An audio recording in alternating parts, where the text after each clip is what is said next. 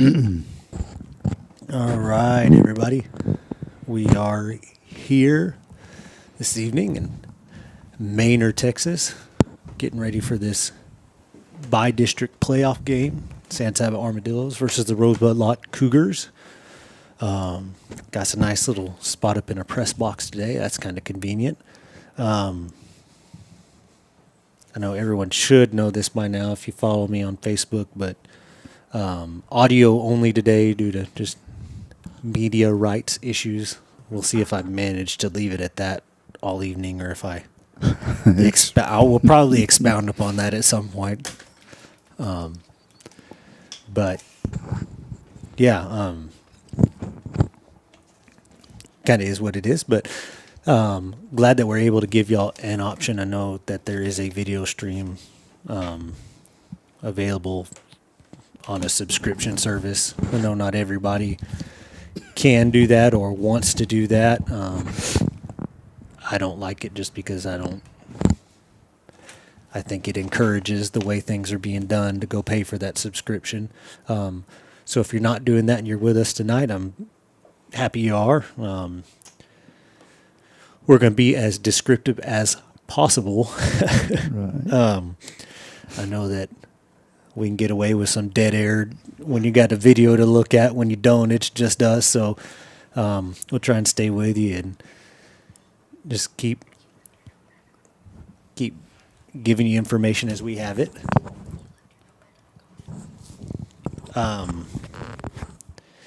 We do have something to just help with the audio only broadcast.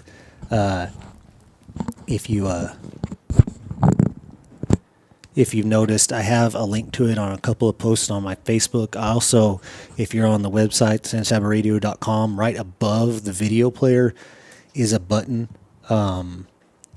that's for the live scoreboard that we've got put together.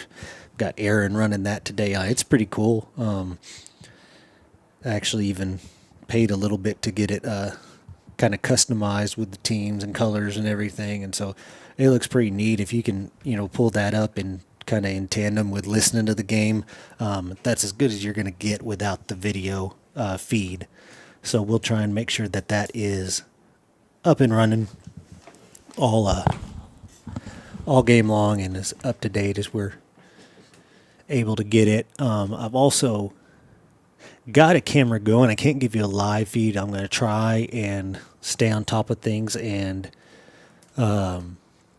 maybe be able to get some highlight plays somewhat as they happen up on my Facebook page. So if we have a big play, hopefully I'll be able to get it posted to Facebook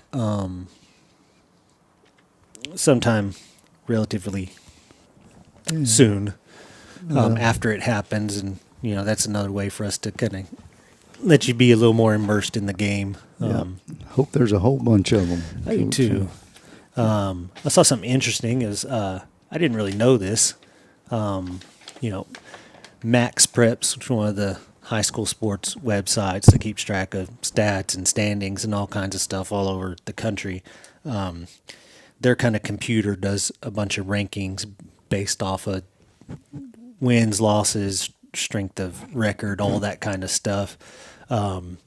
Dills are actually ranked 23rd in 2A Division I on there, so they have the Dills as a top 5 team. I think they have the Cougars as, I say 31.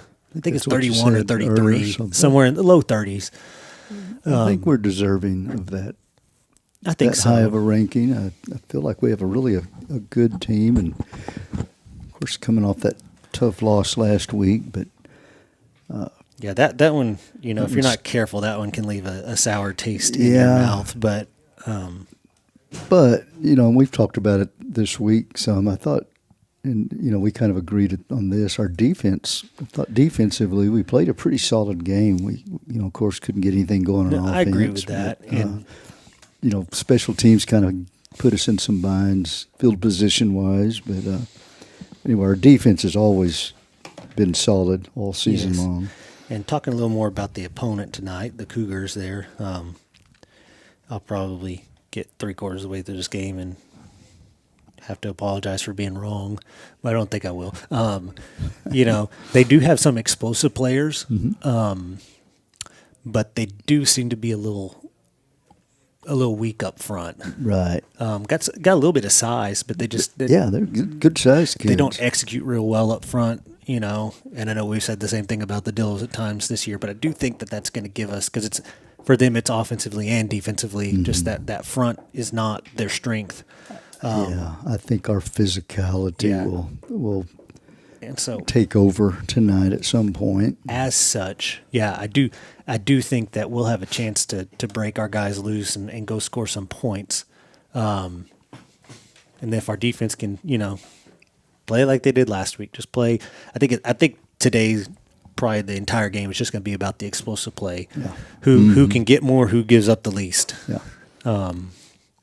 If we can get Luke and Jason and I don't know, maybe Enrique, Graydon, anybody out on these explosive runs that we've been able to get pretty frequently this year, I think that gives us a great chance to be successful and to win this game.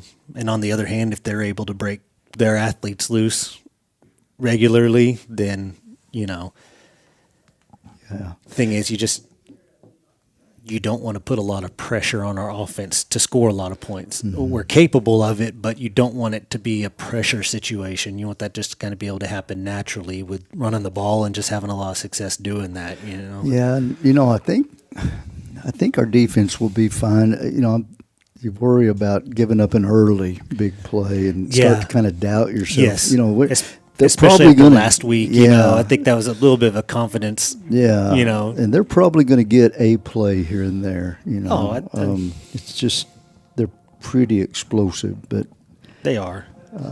Anyway, that'll be an interesting matchup this evening. Yes.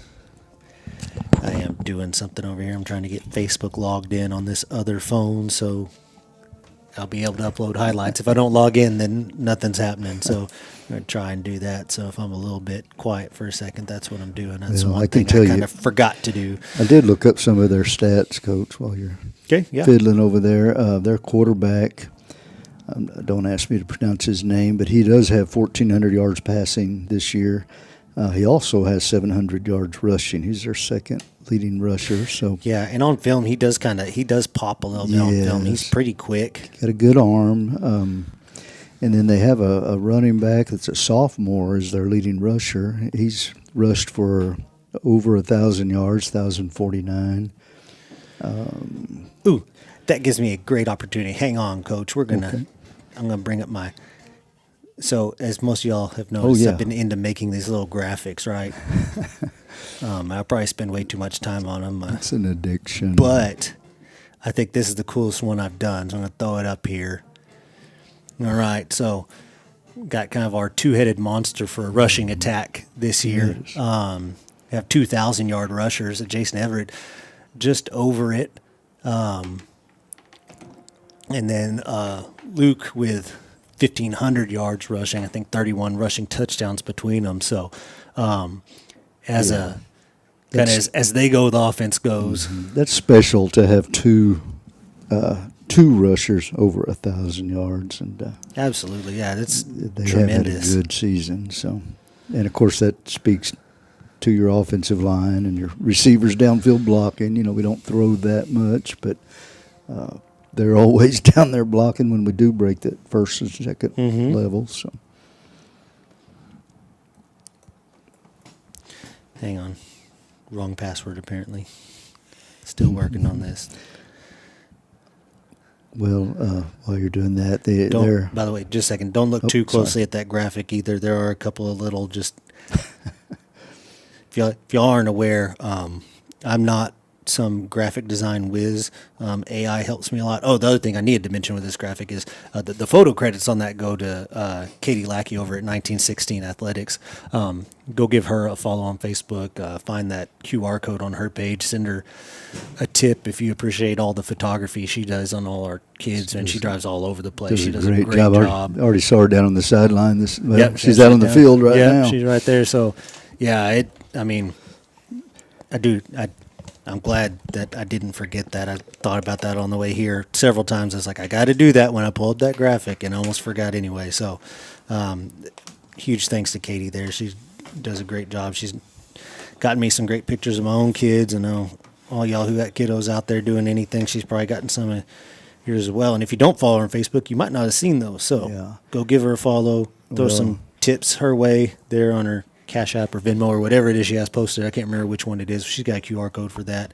Well, and that lens that she's down there using, that thing's not cheap. No. Yeah, you know that especially. I know that. And anyway, she does a great job, and not every school has someone like her that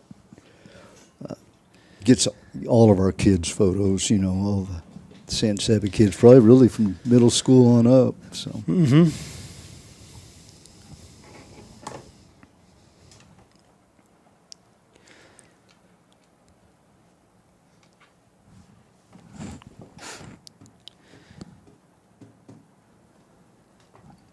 Facebook doesn't like me today.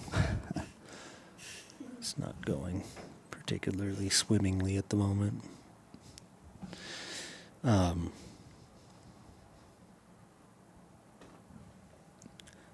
2 years in a row here in the playoffs for the Dillos. That's no small thing. Know that we went a few years without making it after kind of that run of a lot of success we had. Deep playoff runs. Yeah, so I know it's kind of tough on the fans at home and tough on the players. You know, everyone wants to kind of continue on that success. I think that's a thing that a lot of people don't necessarily think about, is how hard that can be on some of those players who are out there, you know, working hard. And, you know, these people are just like, man, what, you know, why can't y'all win at the level we were winning, you know? And it's just, you know. Well, and there's something really special, really, about just Friday night football. But once you get to the playoffs, you know, it's a whole different atmosphere. And, of course, we got a lot of kids up from the JV tonight getting to experience it along with those varsity kids. So I think we talked about this last year, too. One of the kind of things that a lot of times gets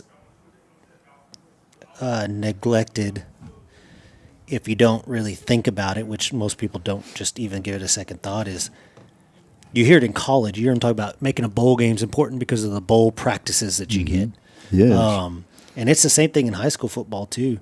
Man, those extra practices, especially that your young kids get, and then they get to go get on the sideline for, you know, the playoff game, maybe get in, you know, if things go right, or even if they don't go right, you know, may get in Or go either particularly way. bad. Hey, I got in for Facebook. Look at that. All right. Absolutely, and you know, your state champions, or the people that get to compete in state, they get an extra 6 weeks of practice. Oh, yeah. I mean, they get an extra football half and a season. exposure, and so it's And so it's no mystery why a lot of times those teams are able to continue that success. It's just they get better at what they do. They're already good at it. Now they're better at it, you know, and it's just one of those things that.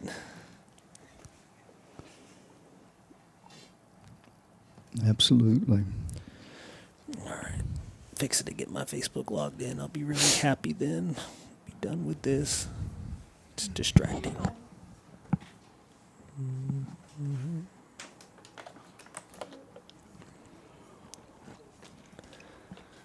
Hopefully Facebook doesn't end my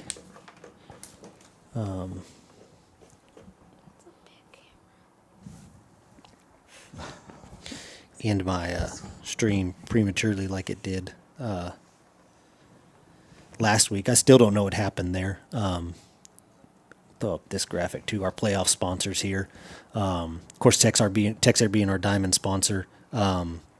They are, you know, they're going to be front and center in everything we do. They've made such a good commitment to us. It's really allowed us to do a lot with equipment and everything this year that we wouldn't have had the opportunity to do otherwise. I mean, just bluntly put, we would not have been able to make some of the upgrades we made.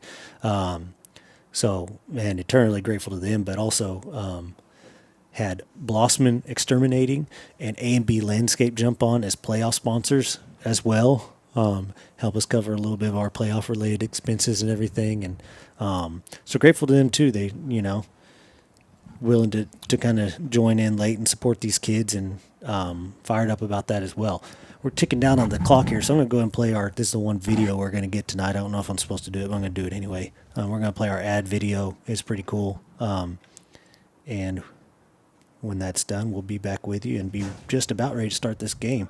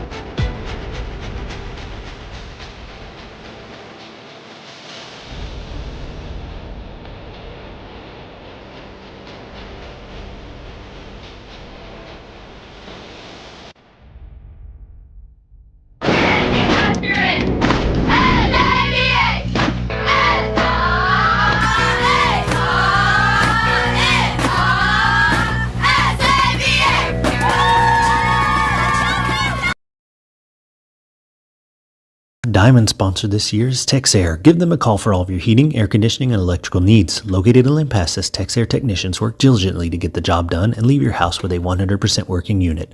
Blossman Exterminating for all your pest control needs. We specialize in effective fire ant control. Jack and Donna Blossman have been your trusted, locally owned source for 28 years, proudly serving San Saba and the surrounding counties. A&B Landscape, providing service for all your outdoor projects. From masonry to landscape, we can get the job done. Local and travel. Give us a call, 325-205-1864. Our gold sponsors, our Right of the Week sponsors, Tiegler Chevrolet. Go see Steven over in Goldthwaite, where we're confident you'll find the vehicles you're looking for at a price you can afford. They have a full selection of new Buick and Chevrolet vehicles and can give you a great deal on reliable pre-owned models. They also offer quality auto maintenance and repairs, everything from oil changes to powertrain and drivetrain repairs. Tiegler Chevrolet, they live up to their reputation every day. Our Extra Point sponsor is Arrowhead Bank. They've been providing deposit, lending, and other financial services for the Texas Hill Country since 1923. Stop by and see Kristen Nelson and Jake Lackey, or use their mobile banking and depositing services today. Arrowhead Bank, a better brand of banking. Our kickoff sponsors are Alamo Pecan and Coffee and Witten Real Estate. Alamo Pecan and Coffee stands for everything that you love about Texas. Stop by and see Dora Miller and Martha Lee Witten today for rich flavors, tasty treats, and hearts as big as our glorious state. If you're looking for high-quality pecans in any form, you're in the right place. In Witten Real Estate, whether you're looking for a sprawling ranch or cozy home in town, or to sell and move on to new opportunities, Witten Real Estate has the expertise you need. Stop by and see what they can do for you today. SAS Towing and Recovery is our third down sponsor. They're your number one choice for auto towing, heavy-duty towing, and everything in between. There's nothing too big or too small. We can haul them all. Serving San Saba, Mills, and Lampasas County, 512-752-3770. Our silver sponsors. Our pregame sponsors this year are Oliver Pecan and Oliver and Company Confections and Coffee. At Oliver Pecan, stop by and see Sean, Nancy, Holt, and Marcy to find the best Texas pecan gift baskets, pecan brittle, pralines, raw pecans, pecan chocolates, and more. Orchard fresh from the grower to your table. Oliver Pecan. At Oliver and Company, tickle your taste buds with their coffees, baked goods, candies, soups, salads, sandwiches, ice creams, fudge, pecans, and more.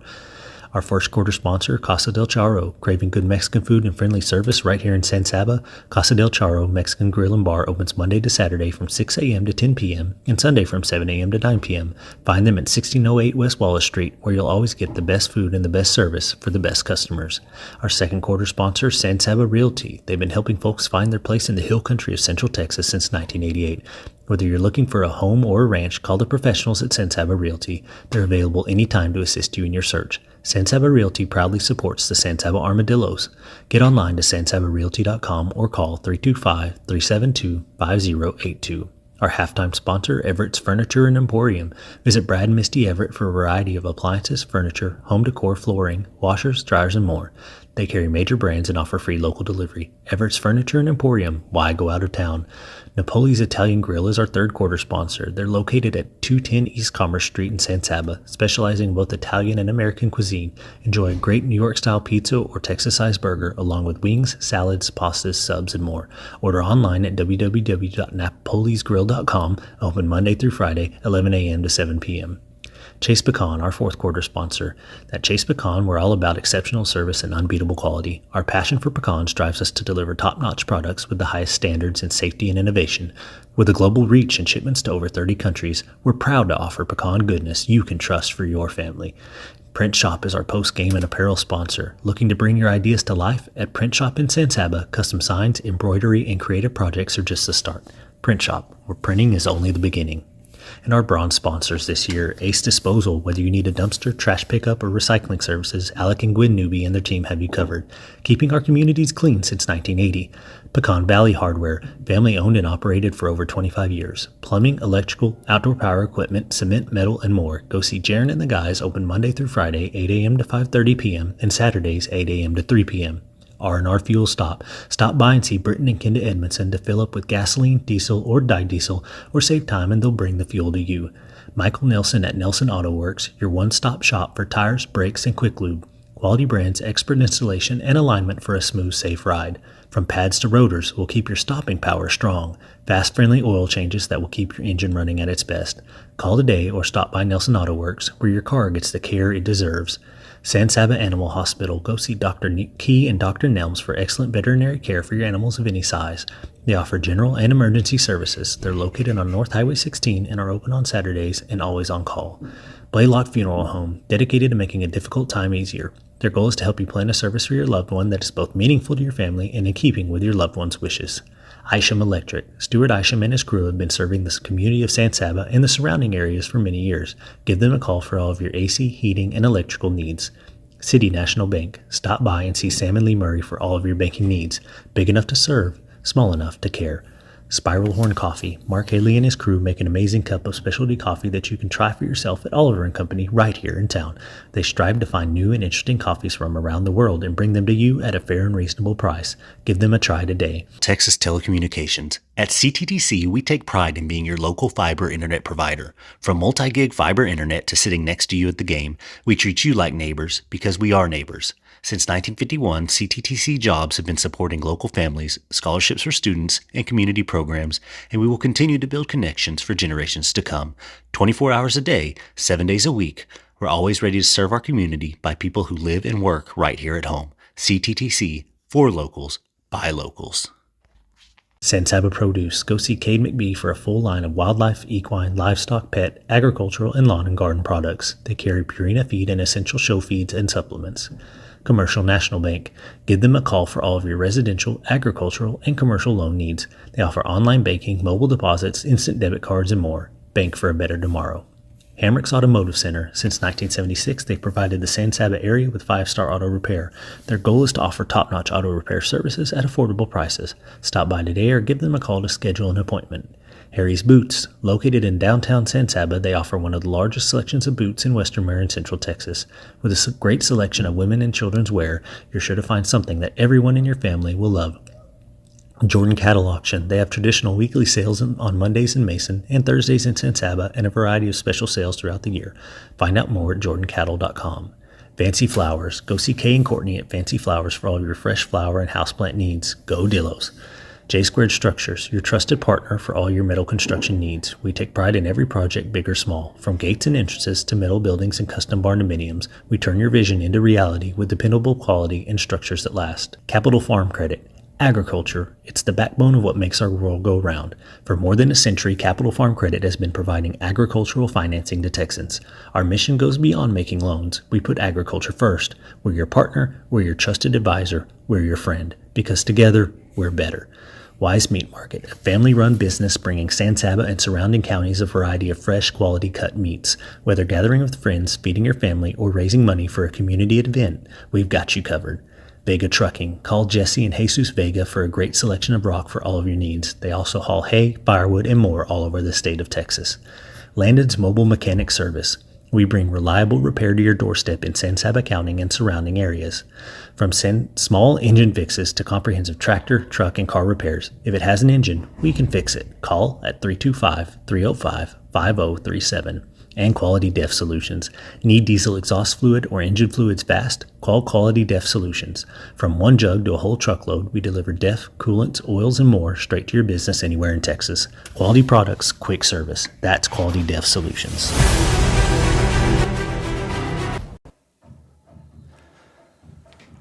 All right, everybody, we are back. And the Dillos are ready to kick off. Rosebud-Lott won the toss and have elected to receive. The Dillos are lined up for the kickoff. And we're about to be underway here in Manor. Dillos in their all purple helmets. Rosebud-Lott white with black helmets. Little squib kick down the middle. Kick. Good bounce. And it bounces all the way past the returner, but that's going to go inside the 10 and die. And he's going to fall on it around the 6-yard line. Looks like they're going to mark it at the 5. So that's a great kick by Noel. It kind of took those onside kick bounces, just kind of rolling and hopping, and took a bad hop right before it got to the deep return man and went right by him. So, yeah, that's just opposite of last week. We kept, having to start at our own 5 and 2 and 10, and got him pinned already at the inside the. No, he's at the right at the 5. Yeah, right at the 5. Yeah. So. First quarter brought to you by Casa del Charo. As always, that was an Witten Real Estate kickoff to start the game. And pinned deep on their right hash at their own 5-yard line are the Cougars. Have a 2-back backfield, a wide receiver to each side. And it's going to be a quarterback run off of the right side. That's Jason Everett coming up and cutting the legs out, maybe for a gain of 2. Looks like they're going to mark him out to the 7. So try the wide run into the boundary. Nothing happening. That's going to be 2nd and 8 coming up.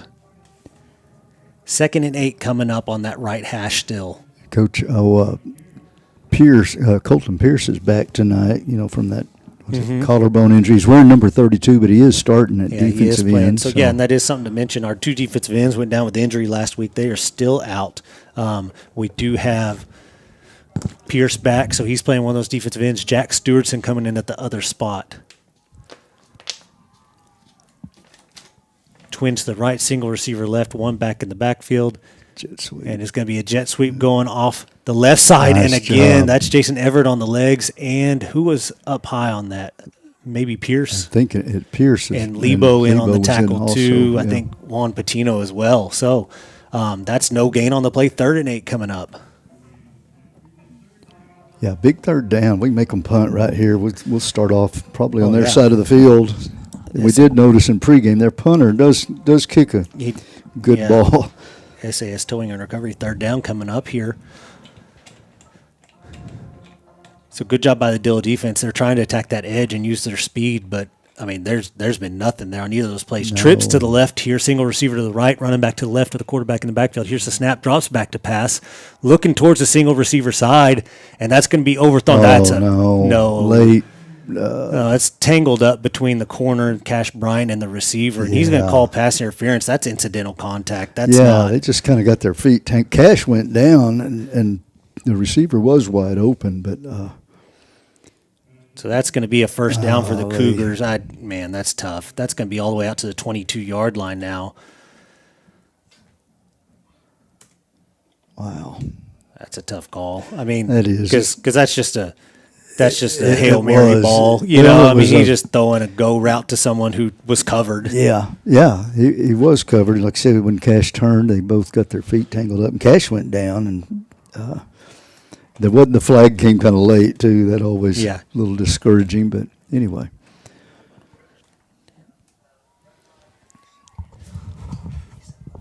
Motion left to right, a handoff up the middle, finds a little bit of space there, vaults over Tharp coming up to make the play, and it looks like Cash Bryant coming in. That's going to be a gain of 10. That's going to be a first down here for the Cougars. So first and 10 now out to their own 32. Got to just kind of regroup. They found just a small little seam there. I didn't see where our linebackers, they may have been I've noticed we've been pretty aggressive on the stunning there, so I wonder if that's kind of what happened. Just kind of stunned ourselves out of it. Doubles formation here, running back to the left of the quarterback, ball in the middle of the field at the 32-yard line. Lebo looks like he's coming this. Motion the running back out of the backfield to the left, going to be a quarterback run up the middle. Lebo does a good job getting on him and taking him down after a gain of 3 out to the 35. That time he stunted right into the hole and made the play. They're going to get him out to the 36 or a 4-yard gain. That's going to be 2nd and 6 coming up. Mm-hmm.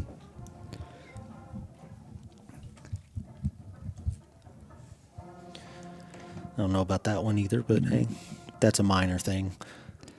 No, I really thought he had him back behind the 35. All right, so kind of that slot, Lebo's up there kind of slot again. low. But Twins up top, slot and a receiver down to the bottom. Pistol look with the running back. Oh, Now they they motion moved. into a They double moved. slot, but yeah, you got to jump out the left tackle, I think. He did. Yep, so that's going to be a false start. And that'll back them up 5. It'll be 2nd and 11 now at their own 31-yard line.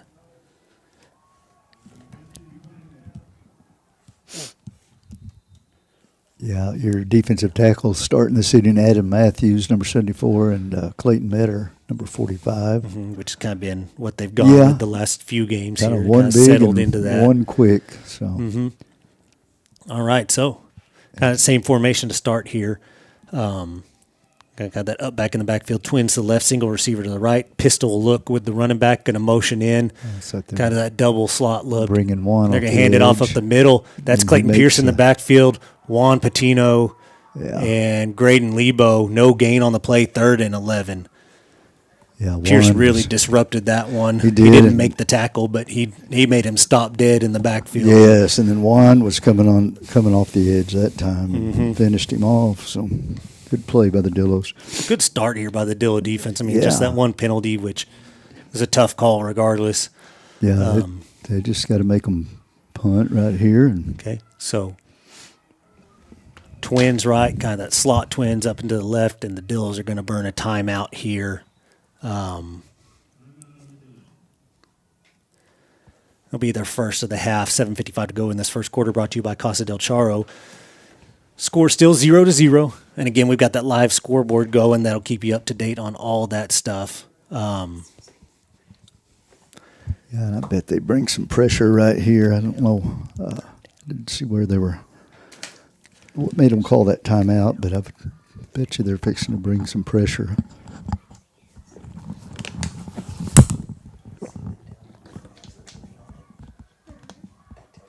Okay, so how do I know the goal for it to go?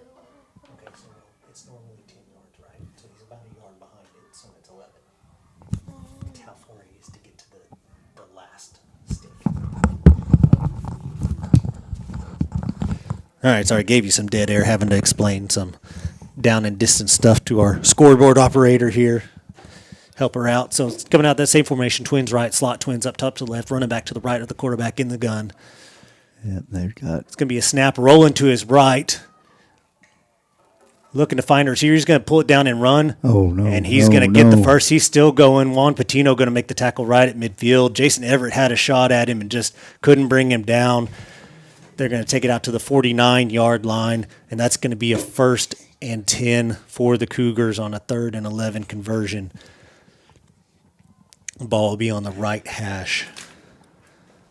Yeah, we did bring a little pressure from his backside that time, but they picked it up. Yeah, it well, kind of ended and up being kind of the wrong it was- side well, to yeah, they come were from, you know. sprinting to the right, and All right, so formation into the boundary here. You got Twins into the boundary, kind of a wing set up top. Kind of you call it a nasty slot, but no one out there knows what that means. They're going to hand it off up the nice. middle. Everett Nice. comes in on Oh. the legs, misses the tackle. He's breaking tackles still. He's going to Gosh. gain 8 yards on the play before he's finally brought down. Juan and Colton Pierce. I don't know if that was Jason or Graydon. I couldn't tell. No, who that came was in. Jason that Was it kind that of had came him in? at the legs, and you don't see him miss too many tackles, but Our two linebackers are very similar builds. Yeah. So it's kind of hard. It's going to be 2nd and, we'll say 1 here. Not 2. 2nd and a long, short 2. At the Dillo 43-yard line now. Just got to settle in and get that one extra big play here. yeah, number 20, is that That Is is, that out? Adrian yes. checking into the game? Dropping Perez. back to pass after the play action, going to try and hit a deep ball down Oh, the Cougar nice. sideline, and Aguirre separates men from ball. Yeah, that was a great play by That Jaden. was great because he was open for a It second. was a good throw and a It was. good near catch, and Jaden just separated the and receiver. That receiver's feeling it. He's coming off. He's Yeah, he he's a little ginger. He got didn't hit right in the ribs. on really that want to thing. jump up, but he did. So nice job by Jaden Aguirre at the So corner. another big 3rd down. SAS still in recovery. 3rd down here for the Dillo defense. 3rd and 2.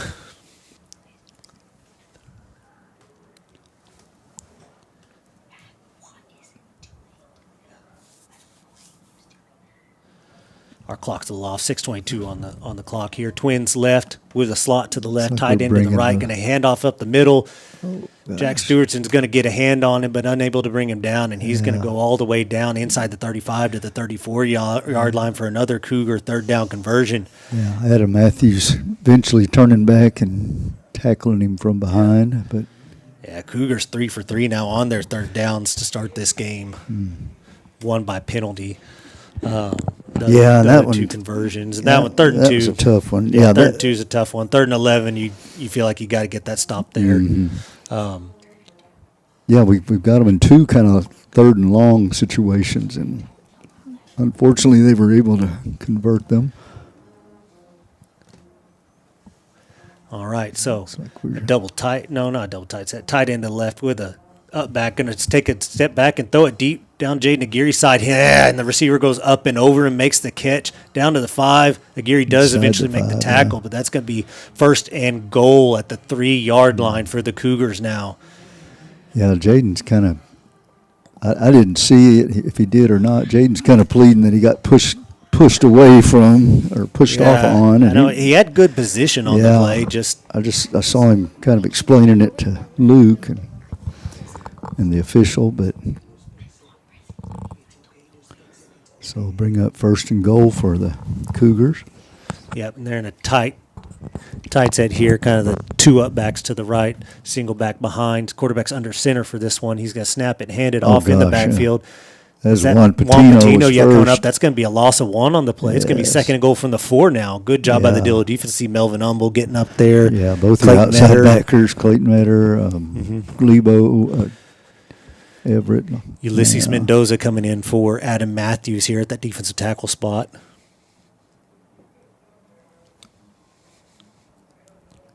Yeah, Adrian still at the defensive end spot, along with Jack Stewartson. Same formation. No, not quite same formation. One up back. It's Oh, going to be a he's fixing bootleg. Lebo chasing down from the backside. Melvin on the play side. And is that going to be intercepted? It's tipped up in the end zone. I think.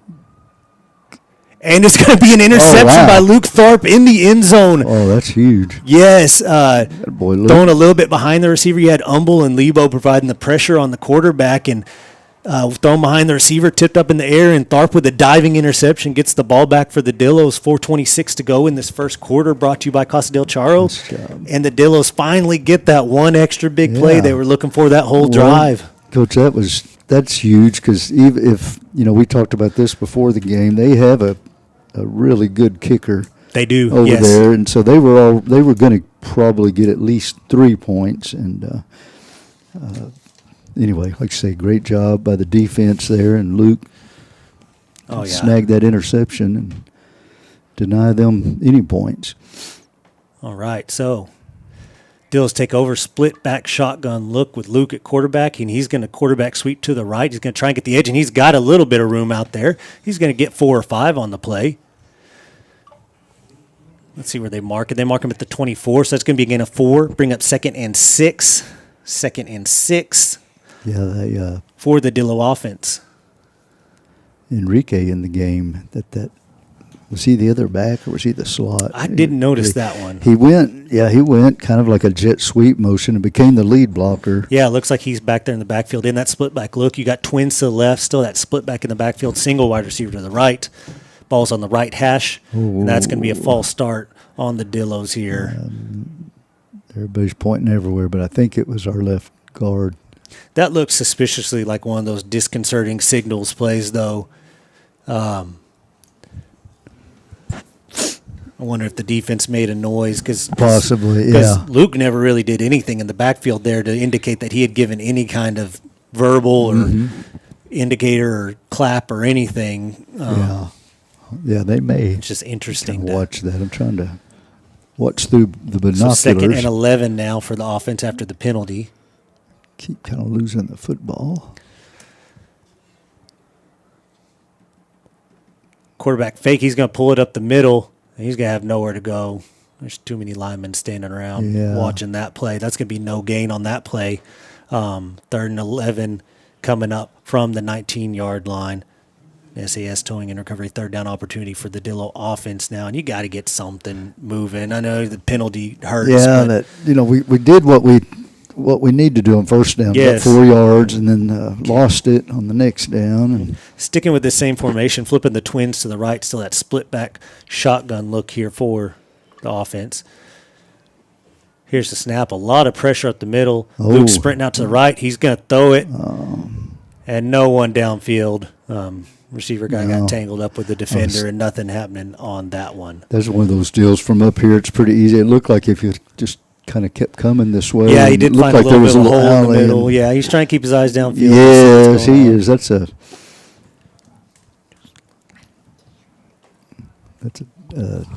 tough play to make. But anyway, you got Dawson Crawford dropping back into punt formation. Tonight we do have I don't know what number, I can't tell from here, but I believe we have a new deep snapper. So, and I believe it's going to be Michael Monreal from the JV. Both of our deep snappers got hurt last Dawson week. standing at his own 7. Gets off a good punt. It's got a high wobbler. It's going to land on the Cougar 45 and Good take roll. a couple of good Dillo bounces. It's going to roll down, looks like to the 32-yard line. Yeah. So a good job there by Dawson. I know he Nice had kind of a punt. rough night against Mason last week, so a good job coming back there. And Dill is unable to capitalize on the turnover, but Well, they kept points off the board. 'Cause, yes, kept points off the board, and then and they changed the field position. good punt, you know. kicks it well back onto the Cougar side of Yeah. the field. 2:29 to go in this first quarter. Brought to you by Casa del Charo. All right, so Twins right, single receiver left, fullback and tailback shotgun or pistol formation here in the backfield. Here's the snap. Looks like they're going to run it off the right, and he's got a big hole there. Going to get his feet cut out from under him by Tharp, but he's all the way out to the 45-yard line for a first down.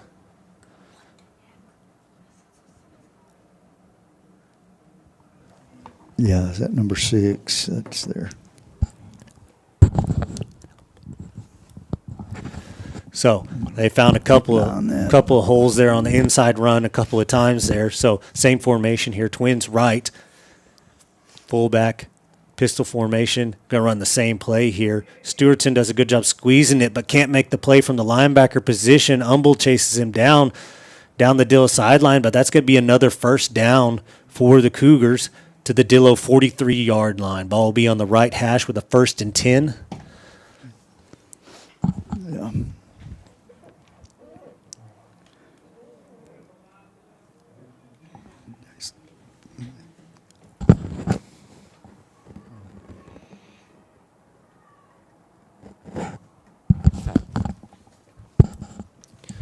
All right, so more of a shotgun formation here. Tight end doubles, tight ends to the right. Running back to the left of the quarterback in formation again. Ball on the right hash. Dillo 43. Looks like pressure maybe coming off the edge for the Dillos. Here's the snap. Quarterback run up the middle. He's got a hole. He's got a lot of room. Tharp comes up and takes him out, but that's going to be a third consecutive first down to the 31. And now it looks like the Dills are going to make a wholesale change at the defensive tackle spot, bring in two. Well, they're bringing in some bigger bodies Ulysses in there. Mendoza and Omar Landeros, and that is kind of where they've been hitting us. Yeah, Jose Vega also in the game. I guess he's Playing defensive the end end up top. spot, yeah. Yep. So, flipped formation here, still at tight end doubles, tight end to the left this time. Running back to the right of the quarterback. Motion the slot receiver from right to left into the backfield. Quarterback run up the Oh, there you middle, go. and that's going to be Lebo meeting him at the line of scrimmage. Jack Stewartson finishing the playoff. That's going to be a gain of 2. It'll bring up 2nd and 8. Let's see, got Jose checking out. And Adrian back in the defensive end now. Adrian Perez.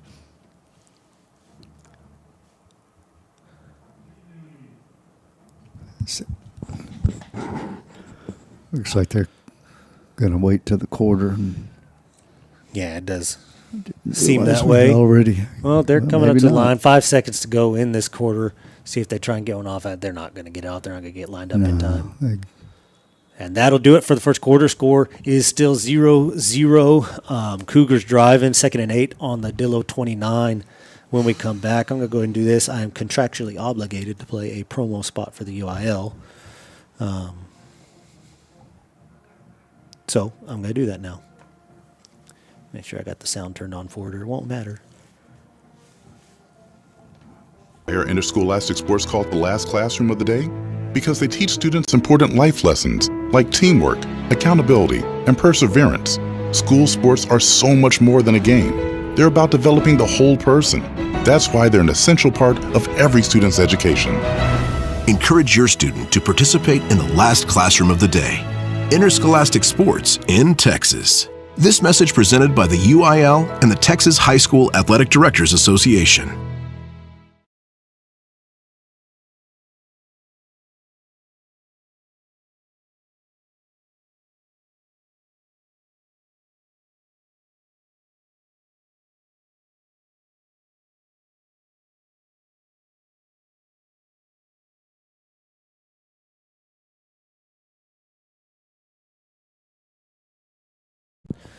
All right, and we're back.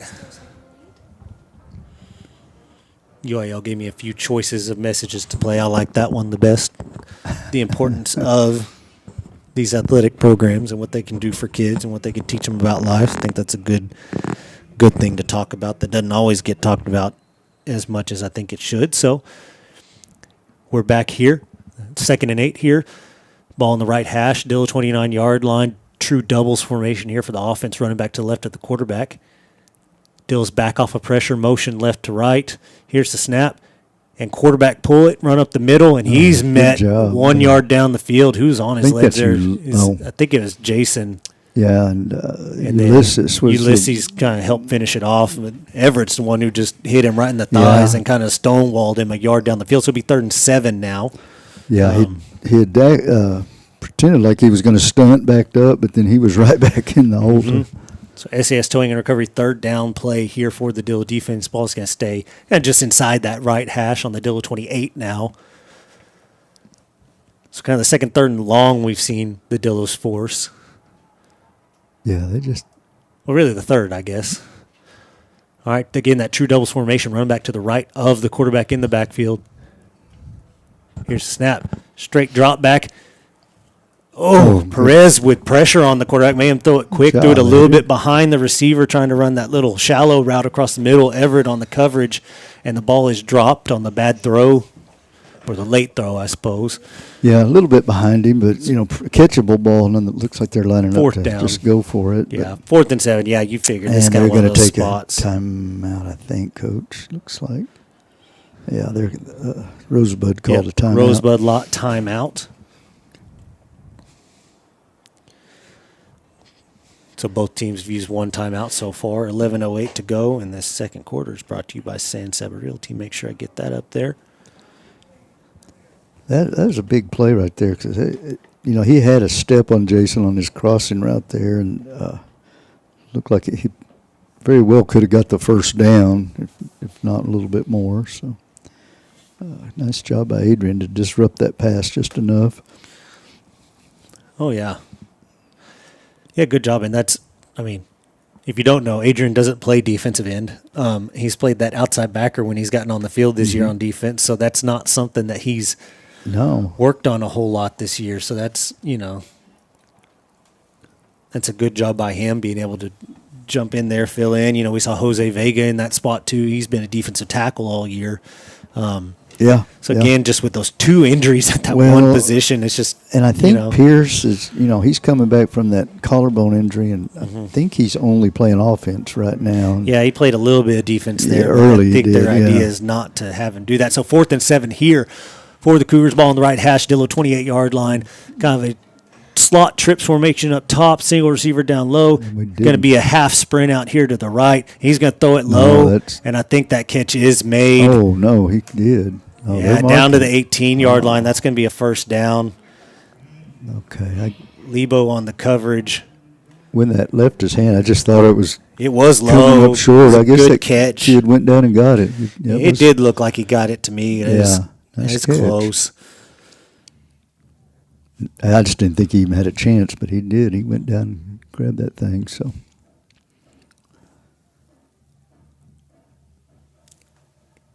Well, let's see what we can. So 1st and 10, doubles formation here. Running back to the left again. Ball on the Dillo 18 right hash. Motion from the slot left to right into that fullback spot. Here's the snap and a give off the outside edge to the running back, and he makes a move, hurdles a player, and he's got another first down for the Cougars. It's going to be close. Which he didn't make the play, but Manor playing that defensive tackle spot, he was in the backfield. Yeah, so it's going to be down to, it looks like the 7-yard line, so it's going to be 1st and goal for the Cougars again. Dills 7, ball staying on that right hash. I think the Dills might have stunted themselves out of that play because the only person that was there trying to contain was the defensive tackle on that play, and that's not really what you want.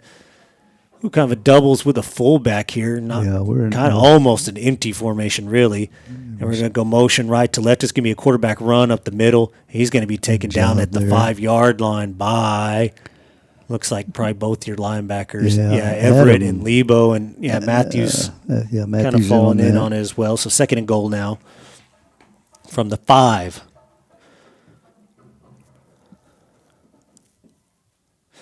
Kind of a tough situation here for the Dills now. I mean, you're 2 minutes into the second quarter. You've had the ball once. That's right. Huh? That's tough. Well, and we went Twins right, slot twins left.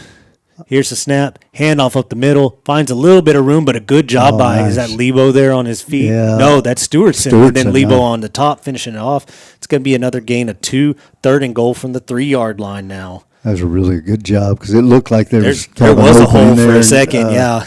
Jack came flying from just diving from outside in. Mm-hmm. That definitely saved a touchdown there. So.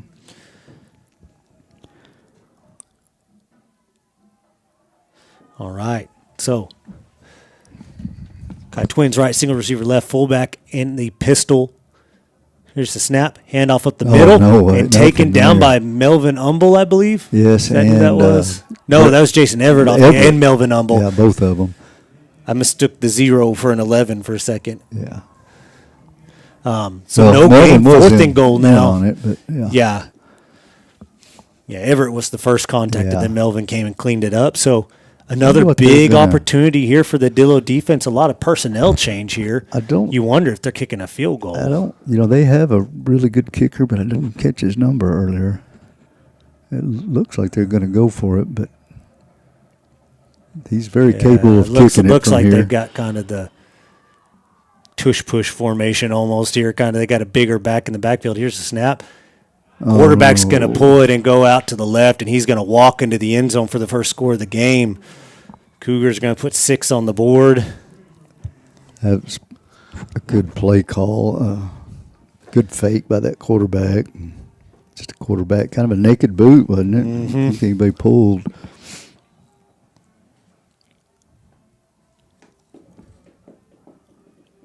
Yeah, because I think you're right. We've had the ball one time, and we had it for 3 plays, didn't we? Mm-hmm. 3 and out, yep. 3 and out, and here we are in the second quarter. And got a Arrowhead Bank extra point attempt here, and it's going to be good. That's going to make the score 7-0 Cougars with 8:17 to go left in this second quarter. Brought to you by San Saba Realty. Pop up for a second here. Good time to talk about it. Our Teagler Chevrolet Ride of the Week here. I'll make a post on it here in a bit on Facebook. Try and do that at halftime when we have a little bit of time. But really, really nice pickup truck.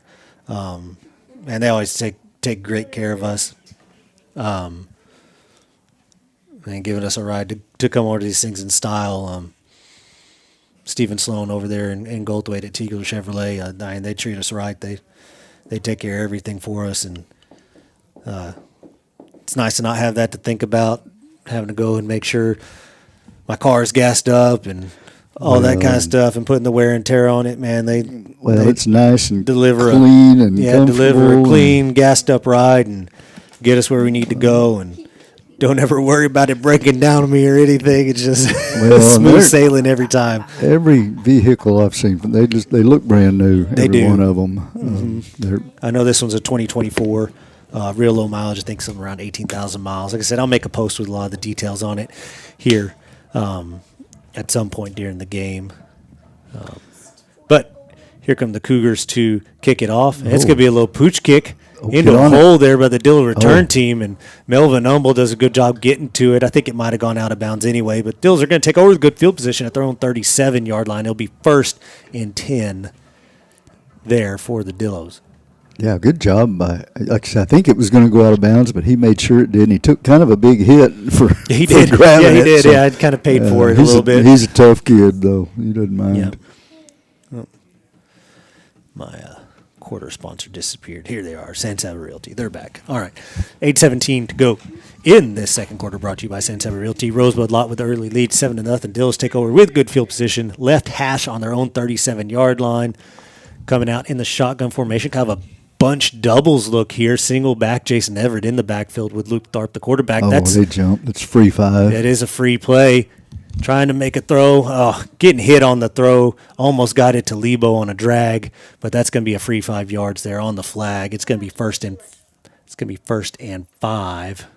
That's a good job by Luke, knowing the situation and knowing you've got the 5 yards, and we didn't have the deep ball going on, but just kind of trying to make a completion there. Again, good job just knowing the situation there. Yeah, you always try and get a chunk when you know you got the flag. It don't matter if you throw an interception or anything. Yeah, you can just force it wherever. So same formation here, that doubles bunch. Everett to the right of Tharp, the quarterback. Got to look to the sideline, get a check.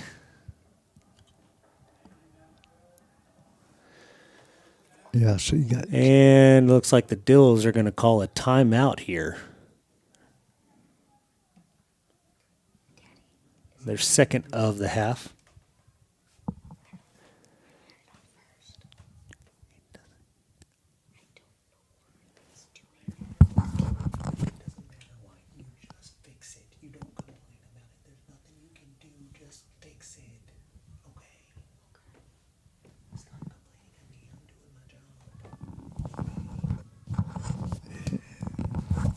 Sure about that. All right, so Didn't like something there. So. yeah, you hate to see that on a 1st and 5 play. Yeah, that's one of your usually one of your easier kind of calls you got in your playbook. You got a lot of plays for 1st and 5. I was curious. They have JJ in at one receiver, and Lebo. they're kind of that little bunch, like you said. Jaden Aguirre is the other slot receiver up there. Yeah, with Cash Bryant over there. Yeah. So Bills will stay in that same formation here, that kind of that bunch doubles. Jason Everett, the running back, to the right of Luke Tharp, your quarterback. Here's the snap.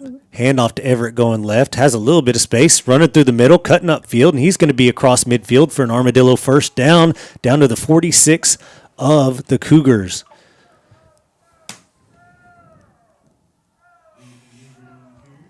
That's going to be a 12-yard run. Yeah. Ball will be in the middle of the field now, again at the 46 of the Cougars. See if that'll give the Dills a little bit of a spark here. Feel like that's kind of just what they need. They need that spark. Kind of had a chance on that interception in the end zone to get it, but well, they're one play away from being a tie ball game, so no need to panic. Same formation. Everett just flipped to the left. It's going to be a quarterback run. Instant pressure is supposed to be an outside run. He had to cut it back to the inside immediately. It's going to be a loss of 1 on the play. Going to be 2nd and 11 now for the Dillos. Yeah, that was their middle linebacker, number 54. He's got right at 100 tackles on the season. I didn't see today, so he's a good football player. So we'll see what the Dills have got up their sleeve for a long second down play. Kind of staying in that same. Yep, same formation here. He's Chasing going to sprint out. Going to look to pass here. And he's just going to throw it away. Running for his life. Yeah, there. nowhere really to go with it. Looked like his head coach on the sideline was pointing for him to throw a bomb, but I I think that's a good decision under that situation. You know, he was running full speed, and there's no way he could set his feet. He just kind of got rid of it and avoided the sack. So. Yep. So SAS towing and recovery, third down, play for the offense, 3rd and 11.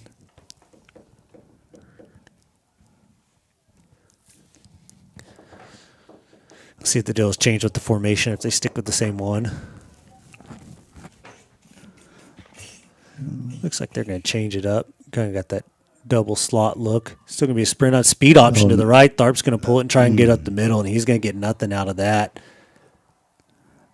Their kids are very animated about something. I don't know. Yeah. Who knows? It's going to be 4th and 11 now for the Dillo offense there. Again, it is inside. Looks like they're bringing on the punt team. They may have this would be a part of the field. You know, Luke's the personal protector. Yeah. 11's just a long way to go to Yeah, make one right, here, right. which is unfortunate. Yeah, that's true. If it was anything less than a full, like I said, 11 yards, they look like they Good jumped snap. a little. Yeah, good kick by Dawson, kind of end over a end, little high bit. kick. It's going to hit inside the 20, bounce backwards. Had to Dillo there. He just kind of looked at it bouncing backwards. Got to get on that one. Yeah. Cougars are going to gain about 5 yards off the bounce out to Yeah. their own 22-yard line. Well, let's see what the defense does. You know, last time they hurt us a little bit more up the middle than they had. I don't know. We just we hadn't been able to get anything going tonight with, we've had the ball twice, I believe. Yeah. Yeah, need to get a quick stop here. Yeah, get Get good field position and see what you can do here. Twins to the left, handoff up the middle to the running back. He's finding some space, and he's all the way out to the 34-yard line. Dill's a guy to do something about that inside run. I think they're stunting too much off the edges and just there was vacating somebody some linebackers. in the backfield early, but Out to the 33, 1st and 10 again for the Cougars. you know, I think they're just so conscious of not having our starting defensive ends. We're kind of cheating out that way a little bit, Yeah. and they've kind of gashed us right at the middle at this point. They have Twins right, fullback to left, going to fake it, going to go deep, and incomplete down the middle of the field. Cash Bryant trailing the receiver on the play, diving out and doing enough to break up the pass. Did get behind our free safety there. Yeah, That's a little nerve-wracking, but Cash did a good job of staying with him. he did. He was open, but it was going to take a perfect throw, and it almost was one. It almost was. He got a little bit too far out in front. Yep. So now over halfway through this San Saba Realty second quarter, Cougars still lead 7-0. 2nd and 10 on their own 33-yard line. Got a bunch Twins to the left. Fullback in the backfield looks like a tight end to the right. Fullback's going to motion just to the right side of the backfield, and they're going to run a little GH counter, and Lebo meets it Good job. for a gain of 2-yard line, or gain of 2 out to the 35-yard line. It's going to bring up a 3rd and 8. SAS towing and recovery, 3rd down again for the Dilla defense. Ulysses Mendoza coming on for Adam Matthews, who comes off holding his arm a little bit, thinks something's bothering there. Wonder if he just took a shot on it. So a big. Yeah, and I don't know if they'll be right now, but they'll come back to that post before too long. Oh, yeah, they will. You know, they're hurting us at the Yep. middle, and Luke's having to come up and Bunch trips formation up top. I bet you, you're going to get a sprint out there. Everett, Everett had a chance to come get the quarterback, missed him. He's quarterback's did he going to get it? hurdle out there, and it looks like they're going to Close. give him the first down out to the 43-yard line. he's Everett had him. He Yes. just went too far, tracked had the a wrong little hip, and let him get outside of him. bad angle. Yeah. Yeah, And that kid's pretty fast. You know, he's deceptively fast. he So. is. Golly, that's unfortunate there. Yeah, you know, Luke's kind of creeping up in there, helping out on that run. Mm-hmm. He's got to be careful. I know they have the Thorndale tape. Yeah, yeah, and they're a little bit more built to pass. So kind of that slot trips up top, motion out of the slot, And the quarterback's going to fake it and Nice keep it up job the that middle, time. and that is a good job by that's a little late by the line. Looks like Jack Stewartson was the one that kind of fell in on that and made the main contact on that tackle. A gain of 2 for 2nd and 8 out to the 45-yard line. Ball just inside the right hash. Yeah, Lebo helped clean that up. And let's see, you got Jose Vega checking in for Ulysses Mendoza he's at going the to tackle tackle this position time, now. Yeah. So a little bit of positional flex there for Jose. Down to 4 minutes in the second quarter here. Got a tray formation out to left.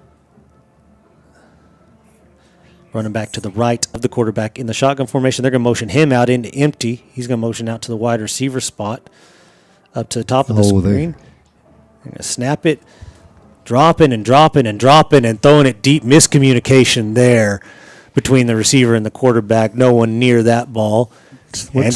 Dill's going to force another 3rd and long here. What's the hat? That mean the receiver ran out? Yeah, he went out of bounds on his own. So even if he'd okay. he had zero chance to catch that ball. But even if he had, he'd have been. Yeah, that was right before the snap. There was a little confusion in the secondary. Melvin and Juan were trying to line each other up, and we got. All right, so true doubles formation here. Running back to the right of the quarterback. Big opportunity here for the Dillos. Motion the running back out into an empty set again, and there's a flag. Looks like we may have a false start, and we do. That's going to back them up 5. That's going to be 3rd and 13 now for the Cougar offense, and a big break there for the Dillos. See if Dillos can, A, get some pressure, and B, contain the quarterback with that pressure. That's kind of been the only problem with the pressure so far is we've let him break contain on it a couple of times, and then, that's never that never works out well in the defense's favor. See what they're, one. I don't know. So again, that true doubles formation running back to the right. Ball on the 40-yard line, their own 40-yard line, motioning it out again. It's going to be a screen, but the Dillos, Dillos put so much pressure on him that he couldn't even really get the screen off. Jack Stewartson with the hit on the quarterback, and it's going to be 4th and 13. Good job, Dillo defense. That's going to, in all likelihood, force a punt here, get you the ball back with 3:32 to go before half, a chance to go tie this thing up. You expect pressure, but it was relentless that time. And it's Dillo ball after the half. Yes. Which cannot be understated here. If you get a chance to go tie this thing up. And just completely shift the momentum to Jaden Aguirre on his own 19-yard line here. Punter for the Cougars on his own 27. And it looks like we have a Dillo timeout here. And that'll be their last of the half. Were they missing somebody? Coach Aguirre I can't kind tell. of looking to the sideline like I didn't Yeah, count it looks him. like they were. Here comes a player off the sideline to join the huddle. So, and that's tough. You really, 3:32 on the clock. Yeah, you'd love you to keep needed that but timeout in your pocket. But sure didn't want to give up something crazy there. So.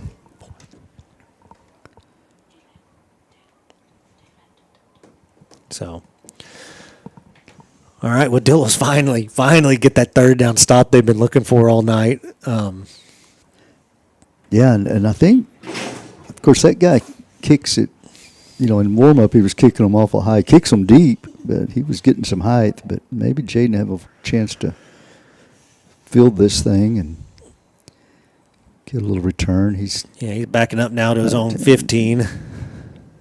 45 yards. Again, punter standing at his own 27. They moved. Yeah, that's another false start. Yeah. Back them up 5 more, 4th and 18 now. Good. We need every yard of field position we can get at this point. Back to the 35-yard line now. Yeah. Do that a few more times. You really don't have to worry about a fake here. That'd be one of the gutsiest calls I've ever seen if they ran one, and their snap wasn't just great. No, but again, that is a high end-over-end kick. Aguirre calling for a fair catch. It's going to take a Dillo bounce and then kind of a neutral bounce and be caught by the Cougars at the 13. That's where the Dills will take over. Wow.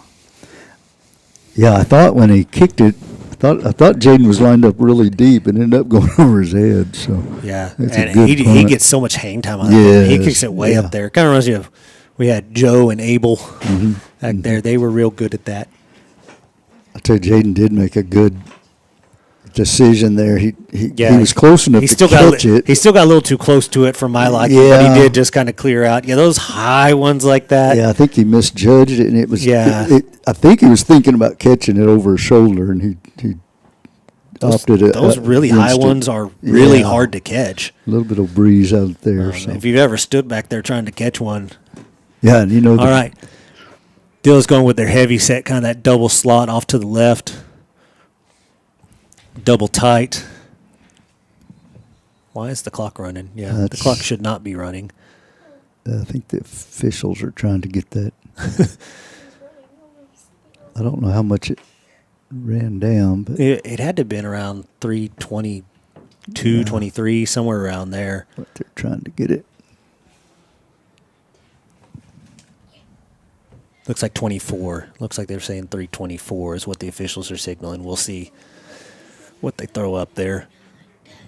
It's funny, in these big stadiums, you would think that they would have a way to Communicate. with talk the, up here instead of just hand signaling down there.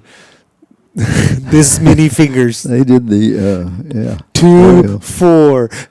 Well, they put up 3-2, so. We'll see. Yeah, see, look. Okay, they're trying to get it. 25 looks like. Okay. That's what they're saying. We'll see. 23. Yeah, just call it good. Let's go on. Let's play the game. All right. Yeah. So still that double slot, double tight formation. Double slot is to the left here. Here's the snap. And it's going to be a handoff going right to Jason Everett. He gets the edge there, runs over a corner out to the 18-yard line. Okay, It's going to be a gain of 5. It'll bring up 2nd and 5 for the Dillo offense. Yeah, you hope that timeout doesn't. It's going to come into play, but it may be critical here in the next 3 minutes. Dillos do look like they're kind of in a hurry here. Kind of just flip the formation here. Now that double slot's on the right. Here's the snap. Counter back. Another handoff to Jason going off the left side. He's going to gain 1 on that play. Bring up 3rd and 4. So an SAS and towing and recovery 3rd and 4. This is a tough call right here. You know, Dillo offense. Yeah, you got to. Kind of don't want to go too fast in case you don't get it. But Yeah. It's If we're correct, I think the Cougars have only used 1 timeout here. yeah, and depending on how this play works out, they'll probably Same formation here, double slot to the left, Everett to the right. Here's the snap, and it's going to be quarterback counter to the right. And just Now they're nothing happening there. No gain on the play for Luke. That's going to be 4th. They are and burning a 4. timeout. Yeah, so that's going to be a timeout. Cougars. It'll be 4th and 4 for the Dillos. Well, I haven't seen them signal it, but Yeah, did call official. one. Yeah, There you official go. just signaled Okay. it there. So 2:07 to go in this first half. The second quarter brought to you by San Saba Realty. Dillos trail 7-0, fixing to have to punt away from their own 19 and ask their defense to make a big stop here before the half. Fortunately, if you can make this play last 7 seconds, that'll burn up that 2-minute timeout. yeah, kick it and let If it it lasts, roll. if it lasts less than 7, then They get a free time. Well, it's going to be a change of possession anyway. So yeah, that's saying you want to kick ticket down to 2 on this play and kind of make that 2-minute timeout meaningless because it's Yeah. already going to stop on the Yeah. change of possession. If you Yeah. grab that ball at 2:01, then they're going to get a free timeout after their first play of offense. of course this is a gut wrenching time for There's so many things. It's 4th down, isn't it? It is 4th down. They're lining up in that pooch kick. They'll motion Okay, Enrique okay. back there, and then so they're trying. What they're trying to do Get 'em there, jump. and I think they're trying to get that returner to come up. Which they did. Yeah. Which they did. Now they're Now he's got to try and get back. Dills will snap it. Luke's back there to punt it. And a good punt Nice by Luke. kick. That's the best, one of the better punts we've had all year. yeah. And they didn't even run the clock. Oh no, Yes, I did. No, they didn't. they did not. It's 2:08. It went up. They ran it up It went 1 up to second, didn't they? 14. They put it up to 2:14? Yeah. Well, that's not right. I didn't see all that. Apparently they gave That must have been at the Cougars some timeout. extra when they- time back. There's no way we only burned 9 seconds running 2 plays there. Anyway. No, with no timeouts called. Great kick, though, by Yeah, Luke. really Puts them was. all the way back on their 40-yard line. Hey, that was a good job by the Dillo special teams, getting that kid to move up and then move back, and they looked like we were. And they've Yeah, you don't really buy that we're going to fake that, but you can't just ignore the fact that we might. Well, they've jumped a few times. Trips right here for the Cougars. They take the snap. They're going to run a sprint out draw. Clayton Manor, had a hand on him in the backfield. That's a block in the back, but they're not going to call it. He's going to plow ahead for 12 or 13 yards and get a first down. 13 yards. Now they got the 2-minute timeout. Metter had a hand on him in the backfield. Couldn't get a good enough He grip to did, bring but him down. that kid was going full speed across the formation, and Clayton was in the backfield, but just could only get his hand on him. Well, we do have the 2-minute timeout.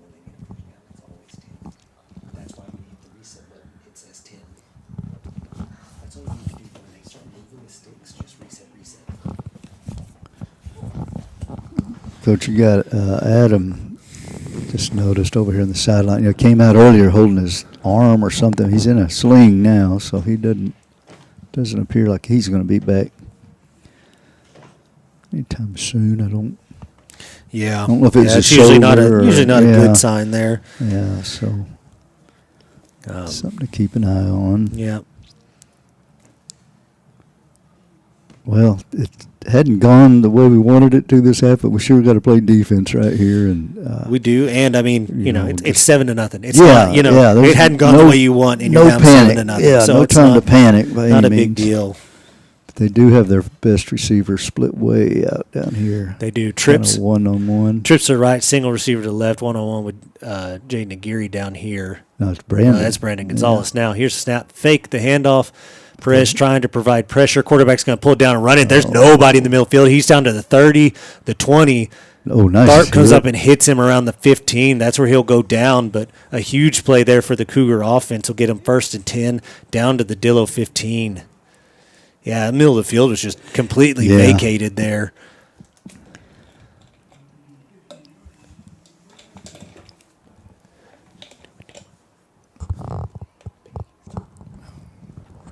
All right, so bunch trips. They're going to sprint out to the right here. Oh, we got one. I think one might have been offside. They didn't Doesn't see look a like flag. they called it. Everett pressuring the quarterback, and he's going to throw it away out of bounds. He'll be 2nd and 10. Yeah, I know, you're right. We were right up there kind of hopping around. I think they just said he got a really good jump on the snap. Well, thankfully, there is no flag. But and maybe he did. Maybe he just got a really good jump. But yeah, both times they've run that bunch trips formation. They've sprinted out to that side, which is quite often what you do there. And I think one knew it, and he was antsy to run him down from behind. And so 2nd and. All right, trips to the left into the boundary, single receiver to the right, running back to the left of the quarterback. Here's the snap. Yeah, they're going to throw a slant there, and that's low and incomplete. 3rd and 10 now. SAS towing and recovery, 3rd down coming up for the Dillo defense. Yeah, you saw that coming a mile away. They ran trips into the boundary, creating a lot of space there for that receiver, and a good throw. He's open. Yeah, but, kind of threw it down at his feet or even lower. Didn't really give him a chance. So. No, didn't. So. Big 3rd down here. We know they can probably at least attempt a field goal from here, but, I mean, you've already let them down here. At this point, a field goal is still a win for the defense. Going that trips into the boundary again, still soloing up that receiver up top. Running back to the right. Here's the snap. It came right. Yeah, they're going to throw the fade out there to him. Cash Bryant, good job there. Broke it up. Looked like he had. He did get it in his hands. Cash got a hand in there and broke it up. The receiver's upset he didn't bring it in. Well, it looks like they are bringing in. The quarterback's going out, so that must be their kicker. It's not a very long field goal, but it is on the right hash. Kind of a it'll be a tough 32-yard attempt here from the right hash. I think he's probably got the leg, but the angle may. Minute 15 here to go in this first half. Well, if he misses it here, we take over and. Good snap. Good Yeah, hold. Kick plenty is of up, leg. and it's through. Yeah, that's plenty of distance. That'd have been good from 45. Yeah. So Rosebud-Lott takes a 10-0 lead here. Dills have a minute 13 to work with, no timeouts remaining. Well, their other kickoff, they kind of pooched it over there. I don't know. Maybe they'll kick it deep and preferably to Luke and Yeah. get us some good field position right here. So Yeah, and return team better be ready for that pooch because they did a good job of pooching it into a vacant area. If that thing had taken a wrong bounce for us, yeah, we might not have gotten that ball. that's a good weapon. We have two of them, but those kickers that can place the ball like that, and obviously that kid's got a strong leg, but it looks like he can place the ball kind of wherever he wants to. So we do have Luke and Jaden and Enrique back deep. I will tell y'all, unfortunately, the halftime show is going to be. I was hoping to give y'all audio of it, but there's no way to open a window or anything in here. We're kind of tied a little bit to what we can do. Yeah, it's kind of a soundproof, more or less so room. we're really not going to be able to give you the audio of that. I do apologize for that. I know that some of y'all look forward to that, and if there's any way I could do it, I would. Here's the kickoff, and it's going to be deep to Jaden Aguirre down at the 15. He's going to try and find some space at the middle, and he does. He's got an opening. Breaks a couple of tackles. He's Great out to the job. 45-yard line on that return, so that gives the Dills a pulse Nice here with job. a minute 05 to go until half. Like you were just saying, we got a couple of kickers of our own. Yeah. If we can just get close enough to try a field goal, you can maybe take it back down to a one-score game and know you're getting the ball Getting out the at ball halftime. coming out, yeah. So big play there by Jaden to get it out somewhere where you can do something with it. Yeah, we're a few minutes ago we had the ball. Felt like we wanted to score and run out the half, but we're kind of in the same situation. We got the ball and it's down by 10, not a big deal. See if we can get some points on the board here. Yep. All right, so split back shotgun look here. Oh, no, we're in that straight T now. Yeah, I got Coming out JJ in Anderson. it, Yeah. quarterback. Going to be a toss right to There you Tharp, go. and there he He's finds gonna- some space. He's going to break Oh, loose, my and he's gosh. down inside the 40. Ooh, I bet you we see the same play. Yep, just under a minute to go now. Biggest play of the night by the Dillos there. Yeah, he had a crease there. About a 20-yard run. Yeah, he's so Same formation here. same Toss play. right Yeah. to Luke, and they're all over that one. Hey, that Oh, gosh, should yeah, have you been saw that flagged. too, That was huh? a punch. Yeah, and then number 55 at the end. Yeah, that's got chippy. that wasn't That's 55. a 3-yard but- loss on the play. That was, is it 8 or 9? On one of those. Is he a linebacker or a I don't- corner? I don't I don't know. know what he, but I mean, he just punched and- yes, he did punch. And 55 had a little extra. 25 on the clock. Dills take the snap. They're going to toss it left to Everett. He's found a He's little bit of into space the up the middle. secondary. He breaks. He's going. He's going to. He's down inside the 20, the 10. He's carrying him That into the is a touchdown for the Dillos. Attaboy, Jason. Wait. What's. Okay. He's just, No, there's no flags. okay. Yeah, it looked like the official was kind of coming over to was whip it. standing there waving. And so a huge play, 9 Oh, seconds man. left. Jason Everett outruns the defense to the pylon. I think I got that on film. Oh, there you go. So that'll be kind of neat. I'll pull that up here in a second, see if we can get that uploaded to Facebook. Well, I think we can predict. Oops, sorry. Important extra point here. This Arrowhead is- Bank extra oh, point. That's a nice. high kick, and it's through. So Dillos kind of against all odds there with the good kick return and then line it up in the just heavy run, straight Yeah. T formation. Yeah, I bet You we know, can I mean- predict what we'll see the second I mean, half. 2 big plays and 1 negative Yeah. play, and Yeah. you're in the end zone, and you cut it to a 3-point lead, 9 seconds to go, and you get the ball coming out of half. It's almost impossible to overstate how important that just was. Oh, well, the shift in the momentum and the. Oh my gosh, yeah. Let's see if I can get this up on Facebook.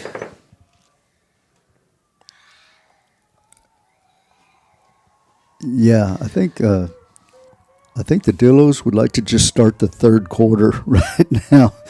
I think they found something here and what they really want to do, and kind of went to their heavy formation. They hadn't done that. Well, we hadn't had the ball very much this half. And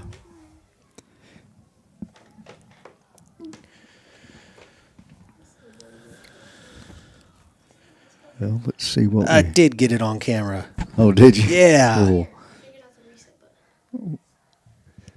This right here. No, that's recorded. So, is it going to be posted on Facebook then? If Yes. people listening. Yes, Okay, I'm awesome. going to It's a post great that. run. It was a great run. You probably got the one before that, don't you? The Luke's? No, I didn't get that one. Okay, because you have your thing pointing more towards the end. Honestly, I forgot to hit record. It's hard for me to remember to hit record up there when Right. I'm Well, trying to you describe remembered everything it. since no one can see. So, Hey. yeah, I remembered when it mattered. All right. So here are the Dills to kick off. Vega coming up to the ball, and it's going to be a squib kick going to the right. They're going to field it and just fall down at the 40-yard line, give themselves 6 seconds, see if they try and do anything with it. I imagine we'll see a kind of a probably a shot to a single receiver. Yeah, that's See if say nothing a else. 3-by-1 look and throw it to that one. All right.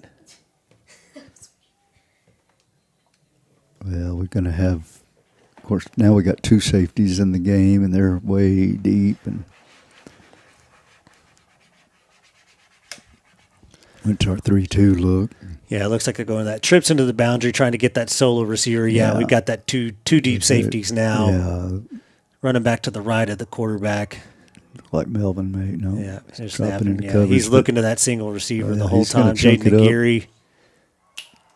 And thrown right into the back of Aguirre. Good job, A little Jaden. bit underthrown. That'll, And that's going to be the half. So your Dillos with the late touchdown come back to cut the lead to 10-7. Again, receiving the kickoff coming out of the second half.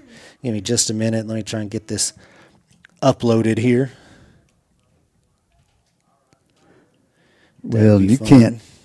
Also, you can't understate that. This the emotional change. You know, Rosebud-Lott walking off the field. They look kind of. Yeah. They look like they're down. Well, by you know, I mean, a few scores and. we've both been there. You know, it's like Yeah. it's like you feel really good, and all of a sudden, just Yeah. something really bad happens, and then you got to go to half, and you don't even really have a chance to like turn it back in your favor. It's Well, just- and then you got to come out and play defense again with the other team with all the momentum's getting the ball. So good finish by the Dillos of the first half.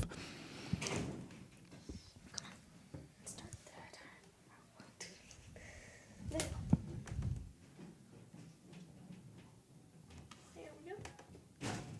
Timer set.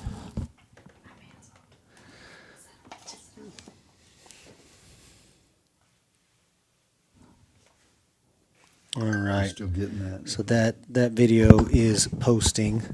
So if you want to see that touchdown run, if you head over to the San Saba Radio Facebook page, it's in the middle of posting, and I think it'll be there in just a moment.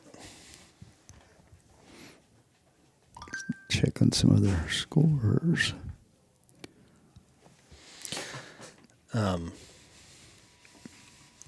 Our district is 2-0 in the playoffs. Yeah, Mason and Thorndale handled their business last Yeah. night. I know. Yeah, and hopefully we will. And then, of course, Johnson City's playing district champion from that district, which is Crawford. I don't know. All right, and that clip is up now on. Yeah, I want to go watch that.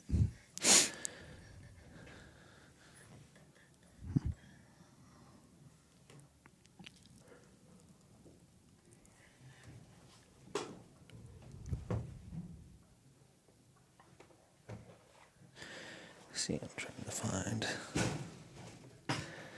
There are a bunch of doors slamming in this press box. I don't know what's Must going be. on. I think that must be the Rosebud. No, they already left. That's Oh, okay. They just came back up to slam a couple more. yeah, just for good measure. Just That make make you sure want to everyone slam knows the they're door. mad. Well,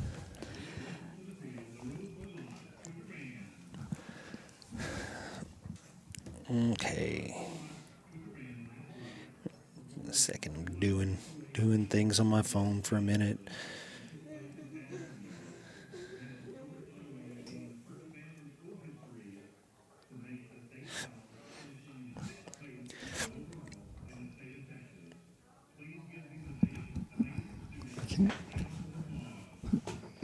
What's he? Ethan needs something. Go. See what he wants. Out of curiosity.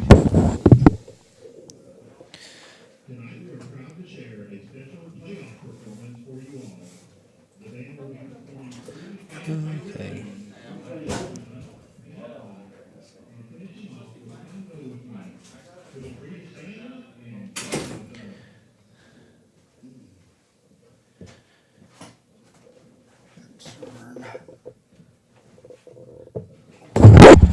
Ooh, that's loud. That was loud. Oh.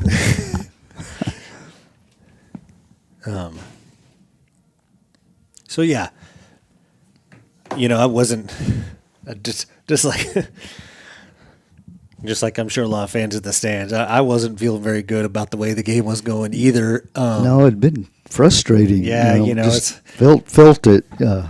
Just hadn't had the ball. Hadn't had the ball much and hadn't done much with it when we did, and then that last defensive drive, you give up the explosive play from the quarterback scramble up the middle, and it just do a good job of holding them to a field goal, but it just feels like yeah, this doesn't feel good, and then that got Everett's up there, our halftime sponsor, by the way. I know your halftime show is going to be just us talking some more, I guess. So hope you like it.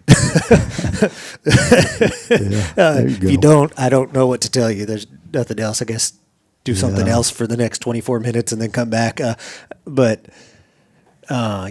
mean, just didn't feel good, and then. No, I noticed. I don't know if you saw Coach Gary at the final buzzer. He sprinted. Yeah, that's like, man, he was pumped up. Things have kind of offensively, just oscillated for us so much throughout the year. It's like, we weren't great in that straight tee to start the year, and we ran a little bit of spread and we're more successful, and then we got pretty good at the straight tee. We're having a lot of success doing it. And then we kind of stopped being successful at it. So we went back to the spread and had some luck with it, and then we come out in the spread today and nothing's happening.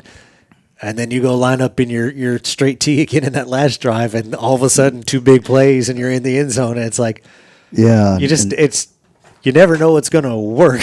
Well, and that's what's so frustrating about not having the ball very long. We just never got into a rhythm, and then that, right there at half, before half, like you said, we got back into what we really want to do, and I think that's going to create some problems for Rosebud. We talked about, we kind of felt like we might be the more physical team, and on that drive we definitely were. So Yep. I bet we see a bunch more of that. Oh, I imagine. Oh wow, Anson's up on Ozona, pretty big. Well, I would think if you can stop that running back out of Ozona. Yeah, Man, if none of y'all have seen at home, I think he's got 3,500 yards and 52 touchdowns on the year. Insane, I mean, yeah. he is close to the state record for season rushing, which is one of the records that has felt like will never fall. Now, really, and at his pace he was going, it would only take him 2 playoff games to hit it. But man, if they lose tonight, that's It's the second quarter, 21-6. But that's not insurmountable. But no, that one jumped out at me. But Crawford is leading Johnson City 14-0 second quarter. Just kind of flipping through these 2A ones.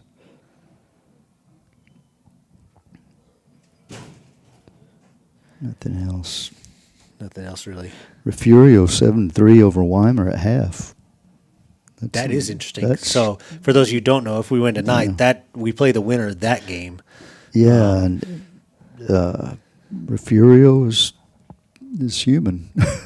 they're high school kids, aren't they? Well, the thing about Refugio is that they're always good, but at the same time, they are. they don't really play anybody all year. No, not until they. And it's not necessarily by their choice. It's not their They fault. could play a harder pre-district schedule, but their district is just Right. terrible year in and year out. Right, they just so, dominate. So they don't face a lot of competition. So Yeah. sometimes, no matter how good you are, when you go a month and a half and don't really play anyone that's any good, like all of a sudden you come out and play someone that's got a little bit of fight in them, and it's Yeah. kind of hard to wake up. Yeah. And that was again, who did I say? Weimer. Yeah. So anyway, that's something to keep an eye on. I know I've seen, by the way, I've seen some people asking about the score and things like that. You can go on my page and you can grab that scoreboard link and, share it in the comments to some of those people if you see one of those. Man, I'm doing my best to get as much information, as much coverage out there as I can without being able to do the live stream. Oh, here, I've got plenty of time to talk. Let's talk about this live stream. Yeah, tell us about Try not that. to get banned from the rest of everything. I'll cut you off. No, so, I mean, basically what it is those of you that don't know, the UIL has contracted with, so it's Dave Campbell's / Sports in Action, I think. Dave Campbell's is the one that does the Texas Football Magazine. They've done it for forever. And they're basically managing the media rights for playoff games. And they have a contract with the NFHS network, which is nationwide. And basically how it works is if they want a game, they get that game. And it used to be more just the big schools, we want to get, Duncanville and South Lake Carroll and Right. North Shore Koreans and all that stuff, because we'll get a big audience for those. But kind of the trend I'm noticing is, so what they're doing is they're contracting with these smaller production companies like myself, bigger versions of myself. This week it was Vipe, which is kind of an Austin and Houston area just kind of prep sports media company. Mm-hmm. They're contracting with them and having them go out and do all these broadcasts exclusively with NFHS Network, and it's really starting to eat up pretty much all of these high school playoff games.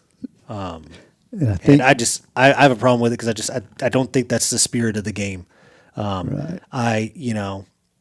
And people don't know this. Like, I assume people don't know this. Like, I am mad about it simply because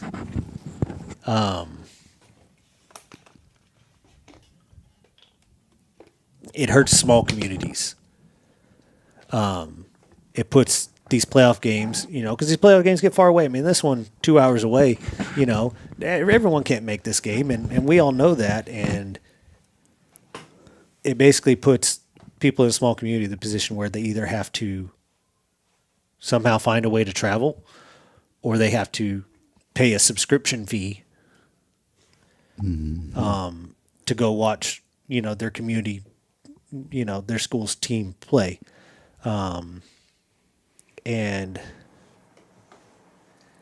basically what I would like to see happen is for just kind of the rights to get flipped. And if the school's participating, if they or their kind of designated live stream entity, which would be us for San Saba High School, if either or both of the towns, the schools, want to stream the game, they can both stream it. One of them can stream it, whatever.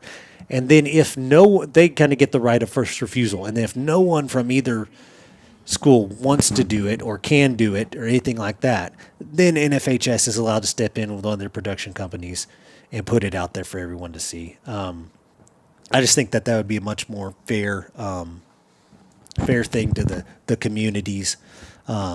Right. And to be able to continue to watch for, because I don't know of one of these small town companies like myself. I don't know of one of them that charges anything for people to watch the games.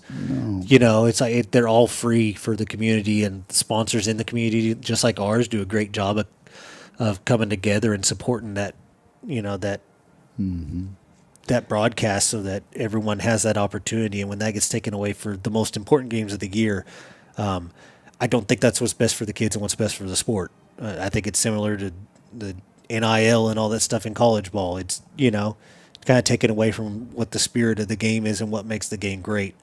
So that's my soapbox for the night. I don't think I was Well, and overly critical. I think don't people I'll get understand sued for that one.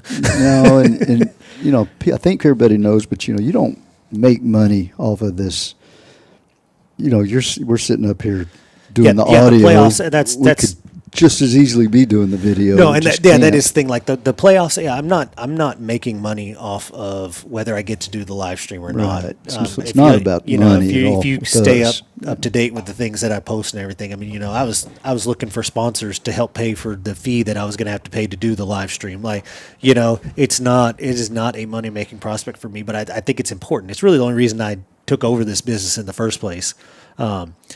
I wasn't entirely sure it was going to be at all profitable for me or anything. I was very nervous to take it over, and I'm forever grateful to all my sponsors for kind of making it a very smooth transition for me, and taking care of me and making sure that we're able to do the things that we want to do and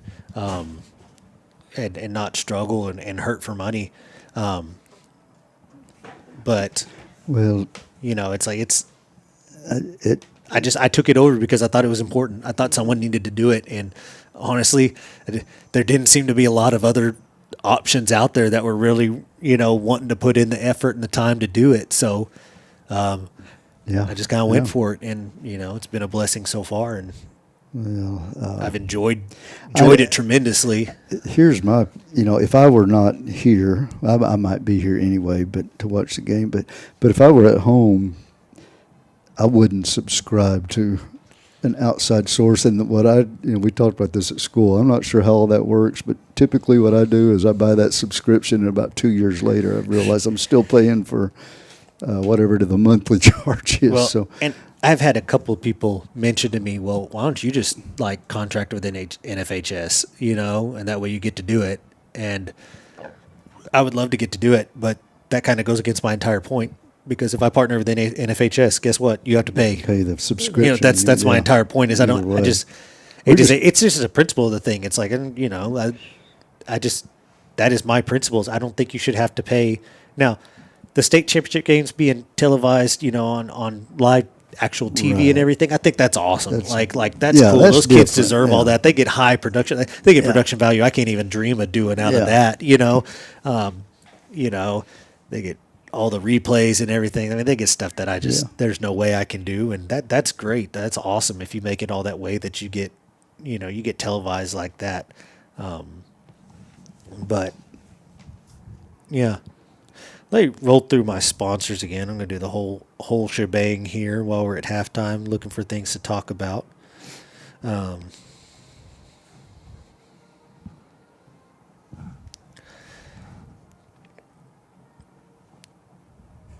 I'll pull up my playoff sponsors first. I'm in kind of a different place, so I got to go get them.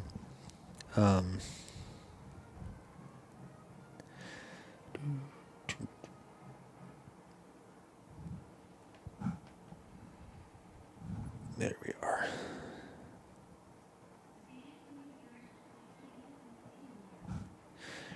All right.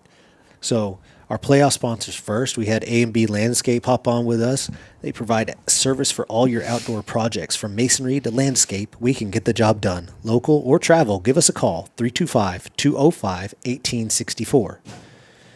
Then we also had Blossman Exterminating jump on with us as well. Let me go find that one. Here we are. For all your pest control needs, call Blossman Exterminating. We specialize in effective fire ant control. Jack and Donna Blossman have been your trusted, locally owned source for 28 years, proudly serving San Saba and the surrounding counties. And finally, our always and forever playoff sponsor here would be Texair, because they're our diamond sponsor, and we talked about that at the beginning of the broadcast. But like I said, they were one of the primary reasons we got to do some of the upgrades that we did this year. Was their commitment to us, and that is just awesome. But give them a call for all of your heating, air conditioning, and electrical needs. Located in Lampasas, Texair technicians work diligently to get the job done and leave your house with a 100% working unit. Our gold sponsors, again, talked about these guys earlier, Teagler Chevrolet with our Ride of the Week. I'll get that posted after I finish here. But go see Steven over in Goldthwaite, where we're confident you'll find the vehicles you're looking for at a price you can afford. They have a full selection of new Buick and Chevrolet vehicles and can give you a great deal on reliable pre-owned models. They also offer quality auto maintenance and repairs, everything from oil changes to powertrain and drivetrain repairs. Tiegler Chevrolet, they live up to their reputation every day. Arrowhead Bank, our Extra Point sponsor. They've been providing deposit, lending, and other financial services for the Texas Hill Country since 1923. Stop by and see Kristen Nelson and Jake Lackey, or use their mobile banking and depositing services today. Arrowhead Bank, a better brand of banking. Alamo Pecan and Coffee stands for everything that you love about Texas. Stop by and see Dora Miller and Martha Lee Witten today for rich flavors, tasty treats, and hearts as big as our glorious state. If you're looking for high-quality pecans in any form, you're in the right place. Witten Real Estate. Whether you're looking for a sprawling ranch or cozy home in town, or to sell and move on to new opportunities, Witten Real Estate has the expertise you need. Stop by and see what they can do for you today. And those two together are our kickoff sponsor. And SAS Towing and Recovery, our third down sponsor. They're your number one choice for auto towing, heavy duty towing, and everything in between. There's nothing too big or too small. We can haul them all. Serving San Saba, Mills, and Lampasas County. 512-752-3770. Our silver sponsors, our pregame sponsors are Oliver Pecan and Oliver and Company Confections and Coffee. At Oliver Pecan, stop by and see Sean, Nancy, Holt, and Marcy to find the best Texas pecan gift baskets, pecan brittle, pralines, raw pecans, pecan chocolates, and more. Orchard fresh from the grower to your table, Oliver Pecan. At Oliver and Company, Confections and Coffee tickle your taste buds with their coffees, baked goods, candies, soups, salads, sandwiches, ice creams, fudge pecans, and more. Casa del Charro, our first quarter sponsor. Craving good Mexican food and friendly service right here in San Saba? Casa del Charro Mexican Grill and Bar opens Monday to Saturday from 6 a.m. to 10 p.m. and Sunday from 7 a.m. to 9 p.m. Find them at 1608 West Wallace Street, where you'll always get the best food and service for the best customers. San Saba Realty, our second quarter sponsor. They've been helping folks find their place in the hill country of Central Texas since 1988. Whether you're looking for a home or a ranch, call the professionals at San Saba Realty. They're available anytime to assist you in your search. San Saba Realty proudly supports the San Saba Armadillos. Get online to sansabarealty.com or call 325-372-5082. Everett's Furniture and Emporium, our halftime sponsor, which is going on right now. Visit Brad and Misty Everett for a variety of appliances, furniture, home decor, flooring, washers, dryers, and more. They carry major brands and offer free local delivery. Everett's Furniture and Emporium. Why go out of town? Napoli's Italian Grill, our third quarter sponsor. Located at 210 East Commerce Street in San Saba, specializing in both Italian and American cuisine. Enjoy a great New York-style pizza or a great Texas-sized burger along with wings, salads, pastas, subs, and more. Order online at www.napolisgrill.com. Open Monday through Friday, 11 a.m. to 7 p.m. And Chase Pecan, our fourth quarter sponsor. At Chase Pecan, we're all about exceptional service and unbeatable quality. Our passion for pecans drives us to deliver top-notch products with the highest standards in safety and innovation. With a global reach and shipments to over 30 countries, we're proud to offer pecan goodness you can trust for your family. Print Shop, our post-game and apparel sponsor. Looking to bring your ideas to life? At Print Shop in San Saba, custom signs, embroidery, and creative projects are just the start. Print Shop, where printing is only the beginning. And our bronze sponsors, Ace Disposal. Whether you need a dumpster, trash pickup, or recycling services, Alec and Gwen Newby and their team have you covered, keeping our communities clean since 1980. Pecan Valley Hardware, family owned and operated for over 25 years. Plumbing, electrical, outdoor power equipment, cement, metal, and more. Go see Jaron and the guys, open Monday through Friday, 8 a.m. to 5:30 p.m., and Saturdays, 8 a.m. to 3 p.m. R&R Fuel Stop. Stop by and see Britton and Kenda Edmondson to fill up with gasoline, diesel, or dyed diesel, or save time and they'll bring the fuel to you. Michael Nelson at Nelson Auto Works, your one-stop shop for tires, brakes, and quick lube. Quality brands, expert installation, and alignment for a smooth, safe ride. From pads to rotors, we'll keep your stopping power strong. And we have fast, friendly oil changes that keep your engine running at its best. Call today or stop by Nelson Auto Works, where your car gets the care it deserves. San Saba Animal Hospital. Go see Dr. Key and Dr. Nelms for excellent veterinary care for your animals of any size. They offer general and emergency services. They're located on North Highway 16 and are open on Saturdays and always on call. Blaylock Funeral Home. Dedicated to making a difficult time easier. Their goal is to help you plan a service for your loved one that is both meaningful to your family and in keeping with your loved one's wishes. Isham Electric. Stuart Isham and his crew have been serving the community of San Saba and the surrounding areas for many years. Give them a call for all of your AC, heating, and electrical needs. City National Bank. Stop by and see Sam and Lee Murray for all of your banking needs. Big enough to serve, small enough to care. Spiral Horn Coffee. Mark Headley and his crew make an amazing cup of specialty coffee that you can try for yourself at Oliver & Company right here in town. They strive to find new and interesting coffees from around the world and bring them to you at a fair and reasonable price. Give them a try today. Central Texas Telecommunications. At CTTC, we take pride in being your local fiber internet provider. From multi-gig fiber internet to sitting next to you at the game, we treat you like neighbors because we are neighbors. Since 1951, CTTC Jobs have been supporting local families, scholarships for students, and community programs, and will continue to build connections for generations to come. 24 hours a day, 7 days a week, we're always ready to serve our community by people who live and work right here at home. CTTC, for locals, by locals. San Saba Produce. Go see Cade McBee for a full line of wildlife, equine, livestock, pet, agricultural, and lawn and garden products. They carry Purina feed and essential show feeds and supplements. Commercial National Bank. Give them a call for all of your residential, agricultural, and commercial loan needs. They offer online banking, mobile deposits, instant debit cards, and more. Bank for a better tomorrow. Hamrick's Automotive Center. Since 1976, they provided the San Saba area with 5-star auto repair. Their goal is to offer top-notch auto repair services at affordable prices. Stop by today or give them a call to schedule an appointment. Harry's Boots. Located in downtown San Saba, they offer one of the largest selections of boots and western wear in Central Texas. With a great selection of women's and children's wear, you're sure to find something that everyone in your family will love. Jordan Cattle Auction. They have traditional weekly sales on Mondays in Mason and Thursdays in San Saba and a variety of special sales throughout the year. Find out more at jordancattle.com. Fancy Flowers. Go see Kay and Courtney at Fancy Flowers for all your fresh flower and houseplant needs. Go Dillos. J Squared Structures, your trusted partner for all your metal construction needs. We take pride in every project, big or small. From gates and entrances to metal buildings and custom barndominiums, we turn your vision into reality with dependable quality and structures that last. Capital Farm Credit. Agriculture. It's the backbone of what makes our world go round. For more than a century, Capital Farm Credit has been providing agricultural financing to Texans. Our mission goes beyond making loans. We put agriculture first. We're your partner. We're your trusted advisor. We're your friend. Because together, we're better. Wise Meat Market, a family-run business bringing San Saba and surrounding counties a variety of fresh, quality-cut meats. Whether gathering with friends, feeding your family, or raising money for a community event, we've got you covered. Vega Trucking. Call Jesse and Jesus Vega for a great selection of rock for all of your needs. They also haul hay, firewood, and more all over the state of Texas. Landon's Mobile Mechanic Service. We bring reliable repair to your doorstep in San Saba County and surrounding areas. From small engine fixes to comprehensive tractor, truck, and car repairs.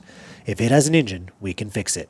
Call at 325-305-5037. Quality Def Solutions. Need diesel exhaust fluid or engine fluids fast? Call Quality Def Solutions. From one jug to a whole truckload, we deliver DEF, coolants, oils, and more straight to your business anywhere in Texas. Quality products, quick service. That's Quality Def Solutions. And then promotional material here for the state high school football championships. Attention high school football fans. Don't miss out on the opportunity to be a part of Texas football history. Mark your calendars for the UIL State Football Championships, December 17th through 20th at AT&T Stadium in Arlington, Texas, where the best teams from 6-man to 6A leave it all on the field in the hopes of being named champion. For the latest updates and ticket information, head over to uiltexas.org/football. Again, that's uiltexas.org/football. Look at that timing. I need a drink of water here. Ugh. Yeah, good job. That's a lot of. But I'm super appreciative that lot we of have all those sponsors. I can't thank y'all enough. I'll gladly read that out to have the support that we have.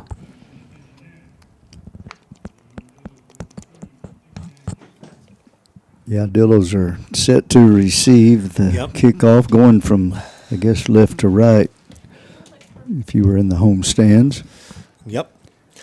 All right. So I anticipate that, kind of like we talked about, we got a Witten Real Estate kickoff coming up, but kind of like we talked about, we'll see a. It disappeared. Hang on. A lot of that straight tee. Here's a kick, and it's a line drive straight to the dart. bounces off his shoulder pads. Oh, and he brings it out of the end zone, trying to find some room with the middle. He's going to get out to the 15 where he gets taken down. Yeah, You can kneel that down. Yeah, and he wasn't sure. Yeah, if you're not sure, bring it out. But good as long idea. as you don't control it outside the end zone and it goes into the end zone, you can kneel it down. Yeah, better safe than sorry there. both It's of only our- 5 yards. Both of our groans were the same thing. The ball hit. It's It's kind of a line It was drive. a line Hit drive. him. Yeah, it's a hard and ball just to kind of catch. bounced off his shoulder pads, went into the end zone, and like I say, he wasn't completely sure. So he got it out to the 15-yard line. Not too bad. No, not much of a loss in field position there. Nah. Yeah, if you're going to bring it out, hit it hard, and he Yeah, did. he know, did. Yep. and we see. God, that Are we under? yeah, we're under center Okay, here. yeah, Kinda with JJ, that offset double I, and here's going to be a handoff to Luke going off the right side, and he finds a little bit of room up the middle. He's going to gain 3 out to the 18-yard line. Yeah, watching it from up here, you can kind of tell we're one tackle away on several of Oh these yeah, for sure. Yeah, runs up the it's middle. all just kind of It's just right a matter there. of time Yep. until we break another big one. It feels like. Yeah, I think this offense does give us the best chance to. What? Oh, looks like Some penalty. I didn't see a flag. there must have been a hold if Yeah. they're marking it half the distance to the goal. Yeah, I didn't see it either. I never saw a flag or really a signal, but anyway, still first down. It'll be 1st and 17 now for the Dillos. Got them all to jump. Yep. We're going to get the 5 back. Yeah, tried to just kind of sneak it after we got the jump. That didn't go so well, but that's all right. No, that's a good job by Dawson, really, to snap the ball. And a good job by JJ, not turning and tossing or anything. Just Yeah. So, back where we started, 1st and 10. well, not quite. 1st and 12. Oh, yeah. Okay, yeah. That was a hold, wasn't it? Sorry. But that's a lot better for the Dillos. Those 1st and 17s are a little iffy, but now we can just run our offense. Yep. Here's the toss left to Jason. He's going to get met in the backfield, and he's going to lose 2 on the play. Yeah, now that time that kid came from the Back to the backside 11. and ran it down.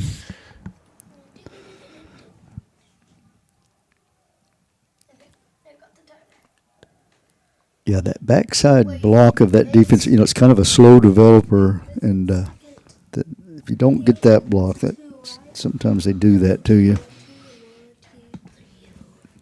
Now we got 2nd and 15.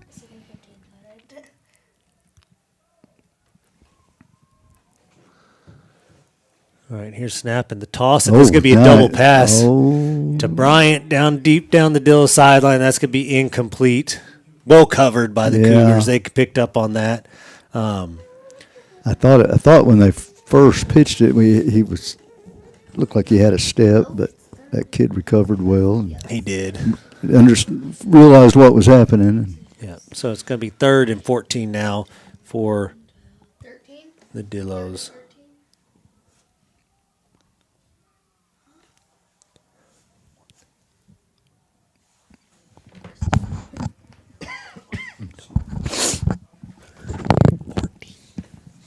And All trap. right, yeah, trap up the middle. Again, one kind of felt like he was one tackle one away. Broken tackle away. Gain of 3. That's going to be 4th and 11 now for this Dillo offense. That's okay. We're going to have to punt here, but that's okay. We got a little behind, but if you could see this, 2 or 3 of those plays, it was just there was a hole. We hit it. One. Yep. Just we'll break some of those tackles here. We will, before yeah. too If we long. just stick with it and just Yeah. play good defense here. Again, Dillo's coming out with kind of that pooch kick formation here. They're kind of a little shift that they do. They got that safety up where he can't. Yeah, well, they kind of adjusted to that. He Yeah. kind of stayed at a safety depth here. Another And another good kick by Luke. That's a high kick. Ooh, He did. caught and slid down on his butt right away. It's kind of lost his footing. That's a dangerous thing on a Yeah. return. Yeah, he did make the fair catch signal, but he caught it sitting down. That one a little higher by Luke. That time not quite as much yardage. So the Cougars will take over on the Dillo 41-yard line where they fair caught it. Actually, I don't know that he fair caught it. I couldn't. No, I he never did. saw. He did. Did He waved real early. I didn't see the fair catch signal. I just saw him. Had trouble all over it because he had to run up to the ball, lost his feet, and caught it while he was sitting flat on the ground. So this is a big defensive series for. Yep. Twins to the right, kind of that pistol formation in the backfield with the fullback, single receiver Juan left. Here's the Patino snap, stunting. handoff up the middle, and he's got a big hole off the edge. Tight end did a really good job blocking. The running back still on his feet. He's going down to almost the 20, down to the 22-yard line. That's going to be 1st and 10 again for the Cougars. Kind of turned into the tush push at the end of that run, and their lineman kind of helping him along. But a big run for the Cougars. Cash Bryant kind of limping off. limping, yeah. Got that, probably that ankle still just kind of nags at him a little bit. Metter came out. Looks like Ulysses out. Who'd they put in there? Jose. Omar and Jose are the tackles now. Same formation here for the Cougars that stayed in that pistol, the Twins right. Here's snap and just another give up the middle, and he's going to bounce it off the right side, and he's got more room out there. Looks like as that Tharp comes up to make the tackle, but it's going to be Melvin gain of 8. Call it 9. It's going to be 2nd and 1. Yeah, that time we kind of clogged up the middle. They're bounced it. They're really, that tight end is taking our defensive ends for a ride. Yeah. They've kind of figured that out there. They run right behind him, and we're just getting there. It's the fullback. It's not a tight end. He plays tight end. 44 is just. Yeah, he's a big, strong kid. Just kind of kicking that in. There we go. That's a good job. Stood up behind the line. That's a favorable spot. He got to the 15. He didn't get to the 14. They're going to give him a loss of 1 on the play to bring up 3rd and 2. It should be 3rd and 3. I've noticed that it's not just this game. It's kind of a trend. They don't like to give the defense big negative plays a lot of the time. Yeah. It's like you'll stack a guy up in the backfield, well in the backfield, and then give him the line of scrimmage. Like, Yeah, I don't know what the deal is with that. I think it's kind of positioning. They don't really. Yeah, and they're always on the line on these. Yep. Always. All right, doubles formation here on a big 3rd and 2. SAS towing and recovery, 3rd down opportunity for the Dillo defense here. I bet you get a quarterback run here. Yeah, we shifted that into double motion ones, kind of a goal line that look. Fullback, quarterback run up the middle. Melvin he's not Umble going stand. anywhere. There we go. Good job, defense. That's going to be no gain, Umble, and then Omar and Lebo in on it. No gain, 4th and 2 coming up now.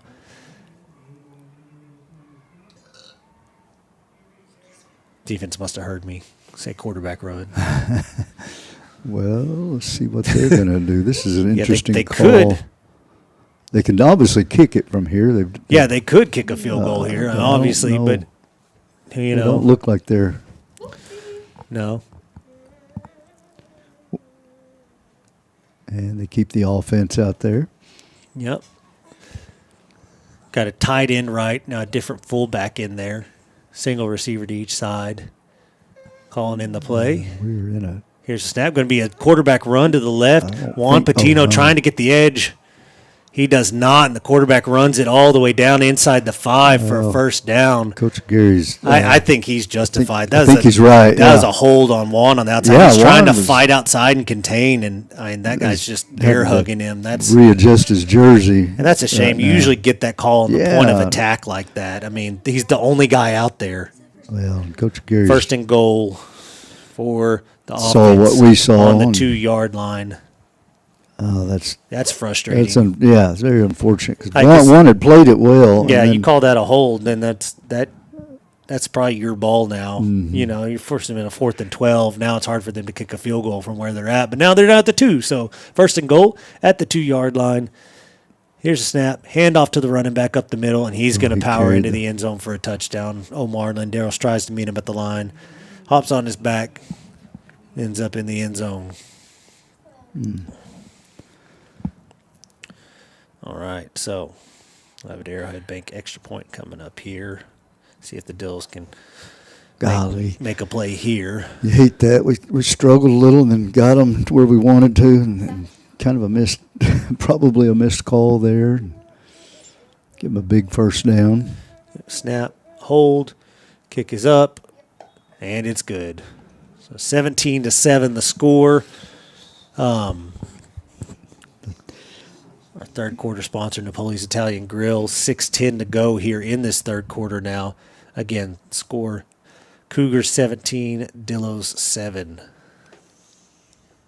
Yeah, team on the sideline, Coach Gary wanting to talk to that that official doesn't want to come over, and I don't blame Coach Gary. I think he saw exactly what we saw, and You just got to kind of, I don't know. offensively, we just got to have. It seems like every play we just have one kid that just Yeah, like we just miss a block every time, and it's that kid coming through and making the play. yeah. We just got to have a couple of plays here and there where we get everyone blocked up one time and Yeah, and our give our backs are backs a they're hole, gonna like- break a tackle. They Yeah. always do, and it felt like that last drive. Like I said, we were just an ankle tackle from making a big gain and got the penalty, of course. Anyway, back to receive the kick at this point. Yep. Cougars lined up to kick it off. Dills lined up to receive. All the Dills deep return men are inside the 10-yard line. Yeah, that kid can kick it. You can.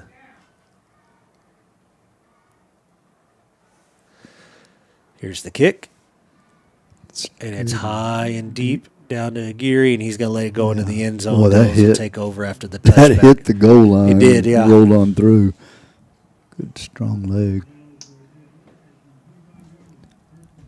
All right, so after that Alamo Pecan and Coffee kickoff, Dills will take over at their own 25-yard line after a touchback on the kickoff and really need to get something going here. Yeah, and I see what they. Looks like J.J. Romero going into the quarterback position, so that's generally Looks their like, under they stick center with the power offense.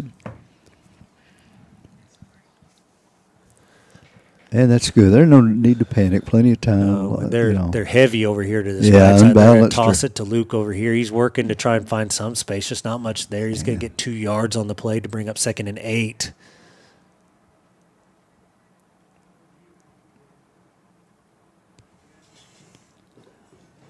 Yeah, and Rosebud did a good job that time. Their backside defensive lineman just working down the line of scrimmage. And, took that cutback lane away.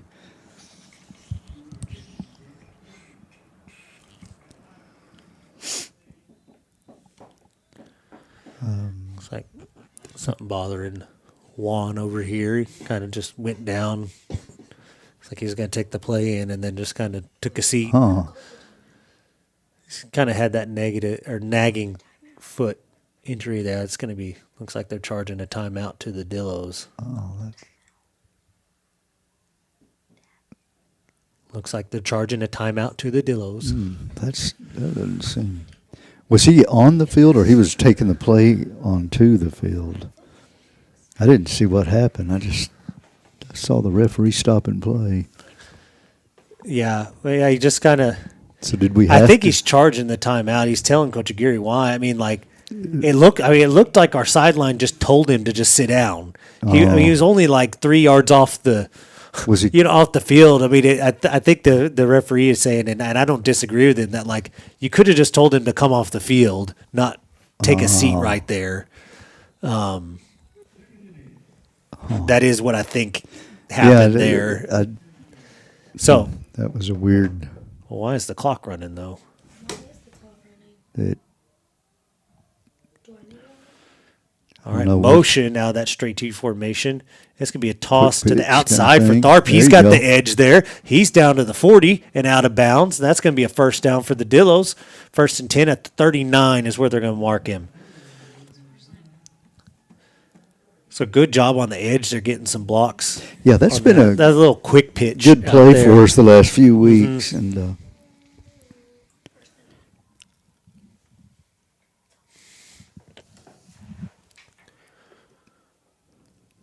Cash Bryant is back in. We talked about him limping around a little earlier, but looks like he's okay now.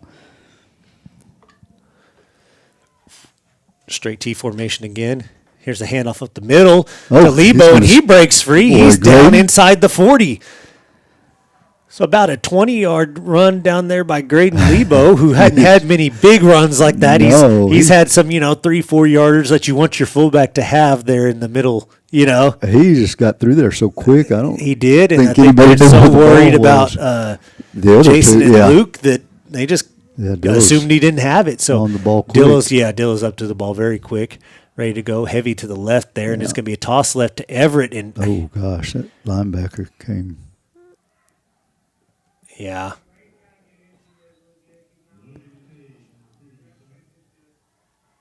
I know JJ's kind of got a hurt wrist, but I think that's one of those plays. You ran that toss, and he didn't really turn up there and block like you usually have the quarterback do. Okay, And, yeah. he may have been told not to do that, but that's the guy that he probably picks up normally if Yeah. he's 100% and he's in there blocking, because he just kind of held up. Yeah. And, I'm sure that's something he's been told to do, is don't Probably go in so. there and we'll we got plenty of blockers without you in there. But straight to you again now, heavy to the right. It's going to be a handoff going right to Tharp. He's going to, This one one tackle one away. tackle He's away. gain They're going to bust one here in just It's a going to be second. 3rd and 8 now. Yeah, for those that don't know, JJ had a cast on for about a week, and oh gosh, I don't know what just happened. I don't think he just fell. But, I think he's trying to draw a penalty. He's been kind of okay. but they are getting a little chippy after the play. We may get one here in a while. Yeah. They're throwing people down after Yeah. right around the whistle. It's close. Yeah. Yeah. Anyway, JJ coming up with that cast, he one day had the cast and the next day didn't. He just took it off himself. But, All right, so SAS totally going to cover 3rd down here. Play here for the offense. they got him. Yeah, got another. Doesn't look like they There's got no a flag flag? on. That's Oh, my goodness, gosh, they were- guys. That's offside. Oh, That's gosh. 100% offsides. Yeah, and that's why Dawson snapped it, and they marked. They Now did it's going not. to be 4th and 11. How do you not? They were in That's- our backfield when that's that's curious. That's one word for it. Yes, The that's nicest curious. thing I can think of right now. Yeah, they were definitely offside, and it looked like Dawson snapped it to get the offside penalty. And Yeah. So Dills are going to line up in a double shotgun formation here. Play clock winding down, got motion across. Oh, no. And timeout, bailed out by timeout from the Ooh, yeah. defense there. Dills were going to have to either take the penalty or call one, and Yeah, got defense bailed helped us out there. Bailed so- out. 2:42 to go in this 3rd quarter. Again, Dillos trail by 10, 17-7, facing a 4th and 11 on the Cougar 41, and you kind of figure like you might as well go for this. Yeah, I agree with the call. Boy, both teams used a timeout here early in the, well, not early, late in the 3rd quarter. In a close game, you sure like to keep those in your pocket. Yeah. Dadgum, that no call's frustrating. That Yes. was offside. I mean, that was 100% offsides. It should be, it should be 3rd and 4, 3rd and 3, Yeah, and instead you're in 4th and 11. yeah, because we lost yards on the Yeah, we the lost snap. 3 yards on it. And like I said, Dawson did a great job recognizing it and snapping the ball. Yeah, that's frustrating if you're down there on the sideline. I mean, Man. you executed exactly the way you wanted to. You got it. You execute the hard count. You got him to jump, Yeah. and then you just don't get the call. No, and But Coach kept his cool pretty good. I think Coach Yeah. Mejia was. here we go. Trips left, Furious. running back to the right, shotgun formation, single receiver to the right. Tharp drops back to pass. Gonna try and scramble left. Oh, he's going to. Gonna try and scramble right. Now get up he's the middle of gonna the just field, Scramble. Oh man! and he's gonna get tackled for no gain on the play. Well, you see him make so many big plays on that type of play. That was Yeah. good job by the defense, actually. So the Cougars will take over there. Gosh, on Friday. Man, yeah, again, that no call just changes the whole complexion of that. Yes, I mean, you're yes. driving, going to have 3rd and 3, and Yeah, then which you're is very 4th and making- long, yeah. which is not your thing. And now there it is. So Cougars take over, Twins right, fullback in the backfield, pistol look. Sure going to see a steady diet of those kind of inside runs right here. Nick, Now, oh, my goodness. he may have made contact, but I think a while ago they did with about 3 of us. I mean, goodness. I think it's the right call. It's just I don't think so. I don't think he touched anybody. I thought he might have touched him, but I mean, you're But real after the one they real didn't quick to call call that. You Yeah, know? yeah, And that's then- that's what's frustrating. How quick they did call that one, and if y'all could have watched it, y'all would. Yeah, they're talking about it now, and they're still going to call. No, they called it No, on he the pointed. off. He He pointed, pointed to the wrong off. way, Yeah, didn't he? Pointed the wrong way. I thought he made contact from my angle, but I That's you know, just, he- it's he- tough for you to turn around and call that when you didn't call. didn't It. call the one. Yeah, three It's going to be plays first ago. and 5 now.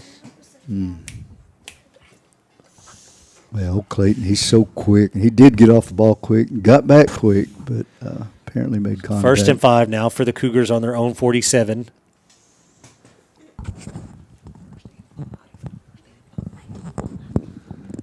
Here's the snap. Handoff up the middle.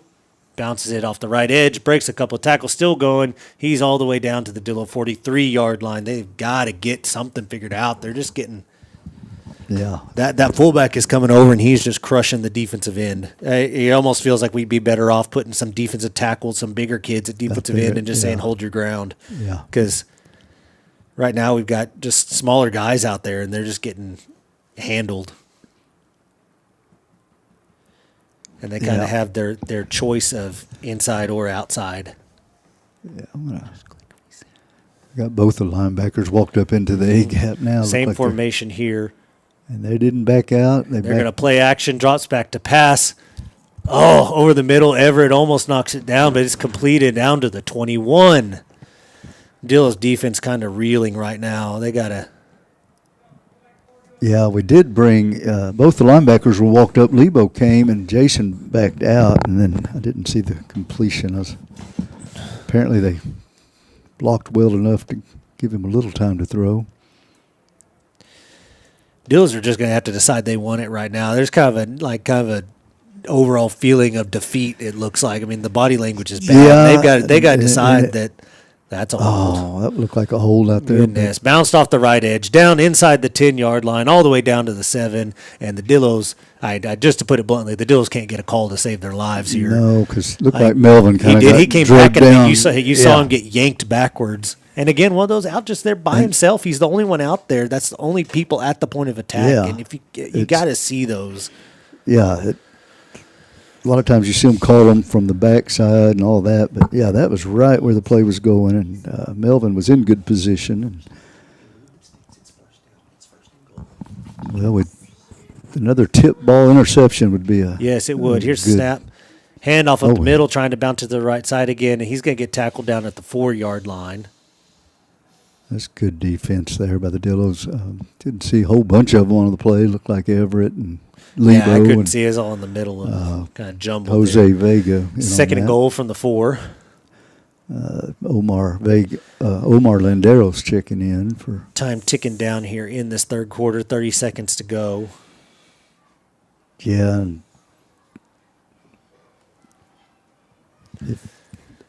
Here's the snap. Again, a handoff up the middle. He's going to take it over the right end, and he's going to walk into the end zone. yeah, time is going to start Yeah, being an issue 23 now. to 7 now. Not the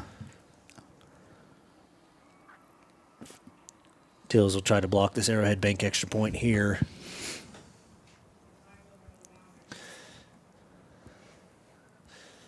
This kick's important. It does push it to a 3-score lead, which 16 Yeah. seconds left to go in the third quarter is not a great feeling. no. We've Snap, struggled. hold, kick is up, and good. So 24 to 7.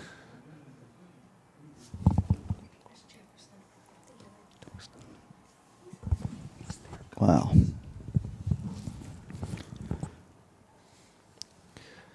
Not out of the question, but we got some work to do. We need something big to, a big kickoff return.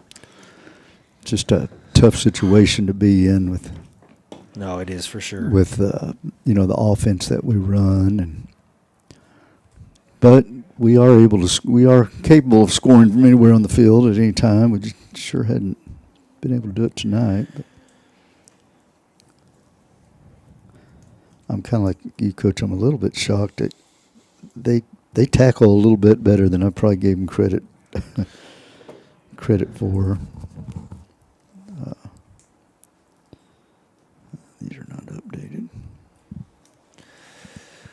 Cougars line up to kick off here again. Same thing. All the Dill returners are deep. I assume we'll see another deep kick here. Just trying to pin us Well, I hope. deep in our own territory. Jaden had a big return earlier, so Luke and Enrique are obviously very capable, and that ball's going to go through the end zone, though. Yep. Golly. So not really a returnable kick there. It's going to be a touchback with 16 seconds to go. Dills will take over first and 10 at their own 25-yard line.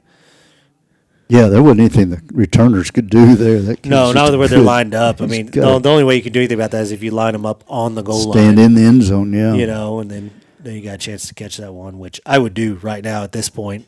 I would have done it there because, a touchback, getting the ball to 25, who cares? Yeah. Who cares? Take our chances try with and our get a return and returners, go. Yeah. That's just, because those that's are just my returnable, philosophy there, Well, because they're low line drive. Kicks, you're gonna get it quick with a chance to let your blocks develop. Yeah. It's not hanging up high where the coverage team is on top of you. And the biggest problem here, we're in that straight T formation. Handoff up the middle to Everett. He's gonna drag a few tacklers. He's still going. He's gonna get 7 on. Surely not.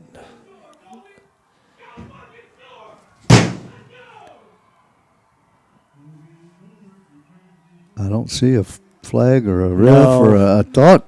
I mean, he was kind of moving the pile. I thought. Yeah, I mean, I don't know that stopped his progress. I'm not going to say what I want to say there. Well, it's just going to be more and more critical. The official down here didn't even see the ball come out. Yeah, he didn't even notice anything had happened until the guy was running the other way. And I mean, that's hard for me to, Well, again, if you're watching, Jason Everett just refusing to go down, carrying the pile. It was a great run by him, and he was close to being down. If he wasn't his progress down. was stopped. But they're going to give him the scoop and score on ball the play. Came out late, 30-7. Cougars, 5 seconds to go in the third quarter.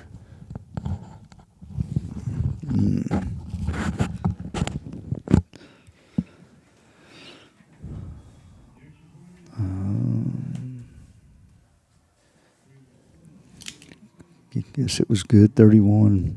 Yep, 31-7 with the extra point is good. Wow, that's unfortunate. Oh, absolutely. Turn of events. I mean, like I said, the body language right now is just it's pretty rough down there. It was kind of trending in a negative direction before that play, and now it just that was just a gut punch right there. Air's let out of the sideline there. The air was kind of coming out before. Yeah, there was definitely a leak. There was a slow leak, and now it's a blowout. Yeah. Well, so there's a 24-point lead now for the Cougars right at the end of this third quarter, brought to you by Napoli's Italian Grill. Which technically is still a 3-score.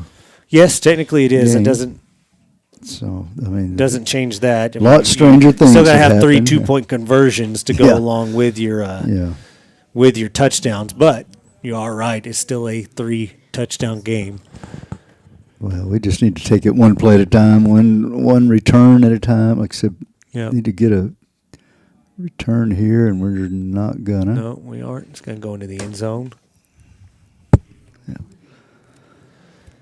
And Dill's still just lined up in that same area, kind of outside the 5-yard line, and over there heading into the end zone again. Take over at the 25. Once again, 5 seconds to go in this third quarter.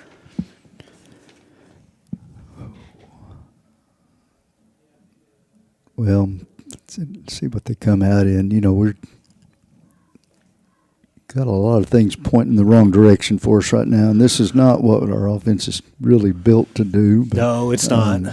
Do have Enrique checking in to the game, first time in a while, so he's I guess Luke at quarterback, and no, it's we're under center. I think Lebo, I think Graydon is out, and Jason's moved over to fullback. Mm-hmm. Enrique in at the tailback. So straight T formation here for the Dills at their own 30. Quick pitches. Quick pitch. It's been a good play. There you Luke, go. he breaks a few tackles. He's still still going. going out towards midfield, breaking more tackles all the way down to the 47-yard line of the Cougars. That'll be your last play of this third quarter going into the fourth. Again, the score, Rosebud-Lott 31, San Saba 7. Dillos into Cougar territory with a 1st and 10. Go, okay. Quarter Going the ran other way out. when they come back. So got 12 more minutes to try and make something happen. You get a quick score here. You Yeah. feel like there's you got a little bit of a breath of life Well, here. a quick score, and our kickoffs, we can. They're always entertaining and very capable of kicking it anywhere on the field. So could make it interesting. Yes, for sure. And that's a good start. Good run by Luke, and he just, he's not going to give up. No, that's the thing. guaranteed, Yeah, you can see know. like kind of like I said, body language. But Well, other kids will see that and start believing, hey, we still have a chance. So, and we do. Just got to score quickly here.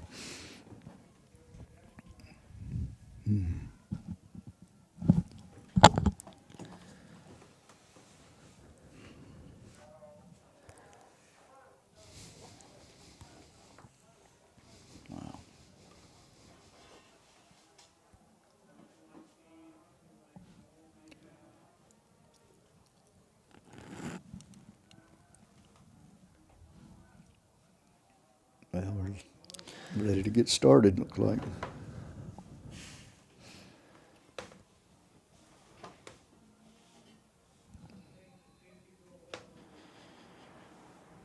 all right, back in that straight T formation here, lining up for the play. Heavy left or heavy, to the left. Here's a snap. Looks like we may have another offsides call. Hope it's an offsides call because that play was blown up in the backfield for a 4-yard loss.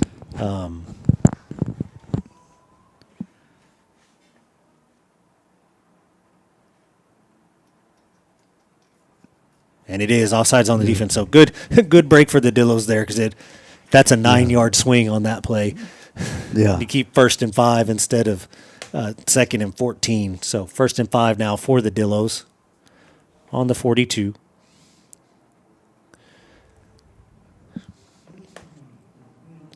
You gotta give credit to this Rosebud-Lott team. They played well. They really have.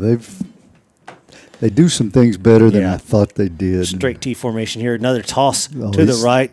Dart trying to get the edge. He's close but can't quite get it. He's going to lose 2 on the play.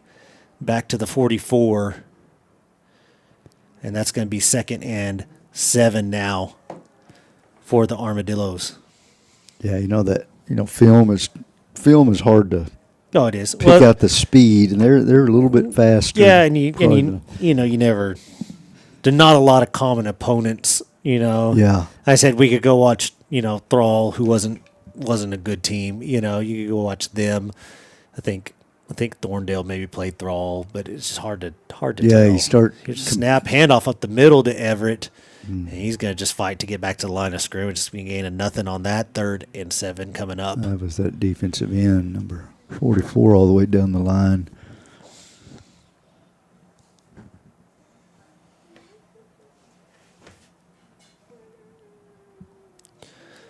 Well, they just gotta forget the scoreboard for right now and just play. And, third and Fourth long. quarter sponsor up Chase Pecan here.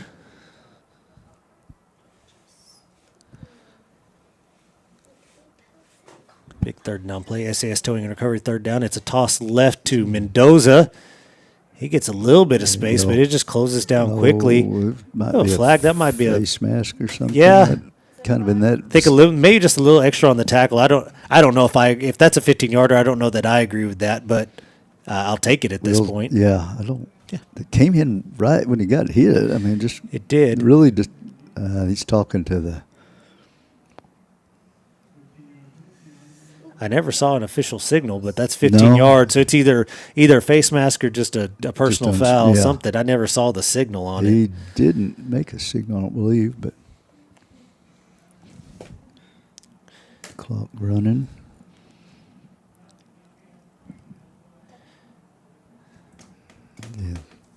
straight T formation again. Heavy left we are.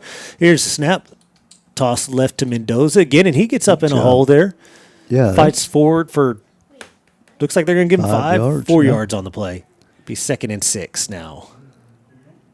And that's just our offense right there. And, Yeah, if you that's don't what get you behind the chains and you don't get penalties, it works. It's perfect. Yes, those are your first down plays you got to have Yeah. right there. 2nd and 6 against this kind of offense starts to feel really like you're never going to stop them, because it's like if they got 4 on first down, now we got to stop them from getting 6 in the next 3 downs, because if it's more than short, they're probably going to get it. That usually is really hard for a defense to do. Another handoff same left play. to Mendoza. He's going to these- spin oh, up, and he no. loses the football, and that's going to be, looks like, recovered by the Cougars. Golly, he's That's just gonna trying to get some extra yards. Yeah, And that was a good job by the defender. I saw him. I mean, yeah. he reached in there and ripped, just ripped. like you teach. And I would suspect that's what happened on Jason's. Kind of got him held up, and because both times that ball didn't just fall to the ground, it came flying out. Yeah. So Yeah, that one was well done by the defense, and it's Kid Mendoza, who he's got a lot of athleticism. He runs really hard, and has done a lot of good things, but he doesn't have a ton of varsity carries. no, and he looked like he had both hands on the ball. Yeah, and so you just it's a different animal when those varsity kids start ripping at it versus the JV kids from last year. It's just something you have to kind of experience to get used to. So Cougars take over on their own 14-yard line, 1st and 10, up 31-7 on the Dillos. They're going to throw it on a quick stop right out to their sideline. He's going to catch it going to the ground. It's going to be a gain of 3, 2nd and 7 for the Cougars now.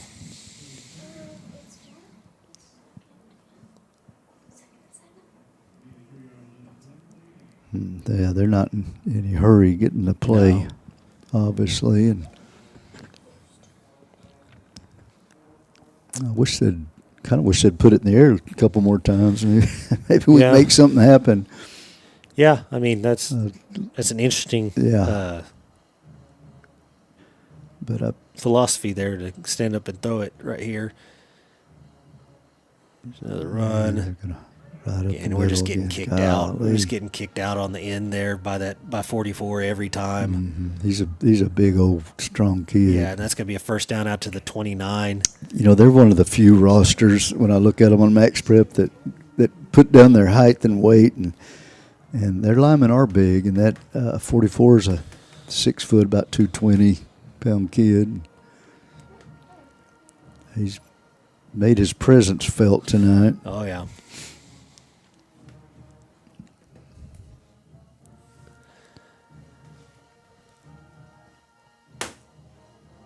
All right, Twins left, fullback in the backfield, that pistol look, going to hand it off, going left to the running back. He's going to get the edge again. And he's going to be out, another gain of about 15 yards out to the 44-yard line. Another borderline hold on the edge over there. Yeah. But that's just not a call that's going to happen for – No, they've been consistently not calling that hold, but it sure does look like it from here. We got called for hold once there on that inside run. Yeah. Well, and our outside backers, Juan and Melvin, they do a great job all year Yeah. containing those runs, and they're These, in the right these are kind of spot. going up inside them. So Yeah. Twins right, again, that pistol, fullback right. Oh, good, Backside good good. Is job. that Alex Aguirre? Yeah, he came all hard off that backside edge and got down the line. Nice job by Alex there. And that's a loss of 1. It's going to be 2nd and 11 now for the Cougars on their own 43. Yeah, good job there. And that's – hey, we're getting so beat up at the point of attack there. That's kind of the play that it's bad. You kind of have to rely on that play right now, just the backside getting Coming down that from the- line hard Yeah. and chasing it down, which is – He did a great job of just coming down that hill line. He didn't run way deep in the backfield and try to turn circle back. and then your concern there is just the quarterback pulling it. Going. But at this point, he's not the one hurting you. It's the running back. You got to stop him first and then worry about whatever else. Doubles formation. Dropping back to pass again. Throwing across the middle, a little bit behind, tipped up in the air, kind of in the area of Tharp, but it was behind him, and he couldn't change he his didn't have a He chance, couldn't reverse his momentum quick enough to go get it. But that's Like I said, that's an interesting theory to be throwing it like that right now. I mean, yeah, it's 6:33 to go in the game. You're up 24. Man, you throw a pick six here, give a two conversion now. Yeah, now it's a 16 point. Now it's a 2-score game with half a quarter Yeah. to go. You know, that's that ball hung up there for just a second. But like I said, Luke was coming full speed one way and trying to turn around. And, I mean, if they want to keep throwing it, good I for them. hope Go they for do. it. I hope they do. Twins, right? Pistol with the fullback in the backfield. Here's the snap. And again, a play action and another throw. He's going to throw it deep down the Dillon sideline. And Melvin Humble trying to cover it.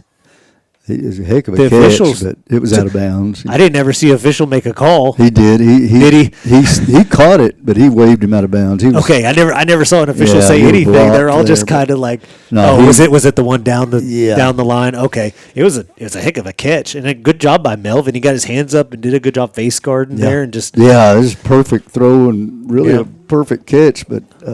He had to go out of bounds to make it. So Dillis will get the stop there, and they'll get to take over with 6:26 to go before this punt. And punter standing on his own 30. Jay Nagiri standing back to return his own 15. I would. Cougars running someone on late. Think they're missing someone off of their punt team. That was 4th and 11, wasn't it? Now they're going to call. It is 4th and 11. Yes. Timeout looks like. Timeout by no Yes, fake timeout. no, I don't. Delay a game. Okay. They just took the delay. Tell them. Well, we think they called a timeout, and now the referee signaled delay a game. Okay. Well, that coach looked like he called timeout, but anyway, everything's good now. Maybe they said he didn't get it in time. I don't know, but.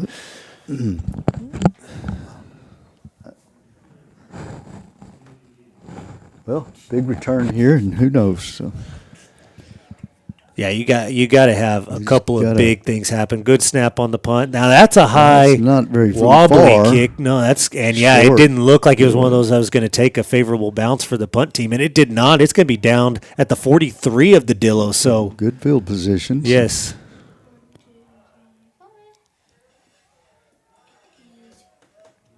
So again, in this situation, you're going to take every break you can get. Yeah. I mean, if we were tracking this game on ESPN, I know what the win probability down there would say, but, get a break, couple of breaks. Well, if we were to score real quick here, it would change. Yes. It would change a little bit. Yeah, if you can get in the end zone in a hurry, then things are just interesting. Then, especially if you get a 2-point conversion, then it's just – right. Now you're 2 trips to the end zone away, and that just, sometimes you make somebody tighten up a little bit and start playing a little tense. And get a little momentum going, and maybe they'll come out and throw it again. Straight T formation for the Dillos. Motion out of the backfield. Tharp. It's going to be quick toss right to Everett. He's going to try and cut up the field.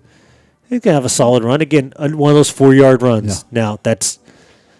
We got to get again, the game situation, it doesn't help much. But again, for this offense, that's exactly what you need. It's going to be 2nd and 6 for the Dillos. Yeah, we're still waiting on. We need to get in and out here.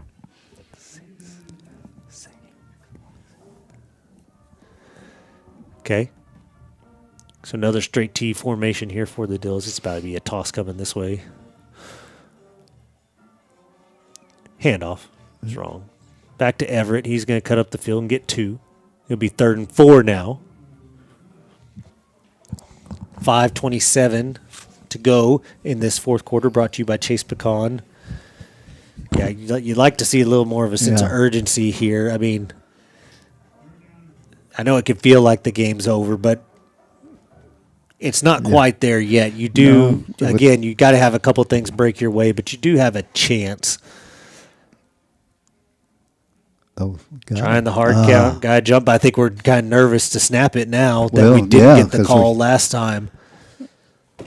Yeah, I agree. Probably a good decision. Here's the snap. Toss coming this way. Trying to get the edge is Jason, and he's not. He's going to get slung down out of bounds. Oh, gosh. Yeah, there we go. They got a penalty on them. Yeah.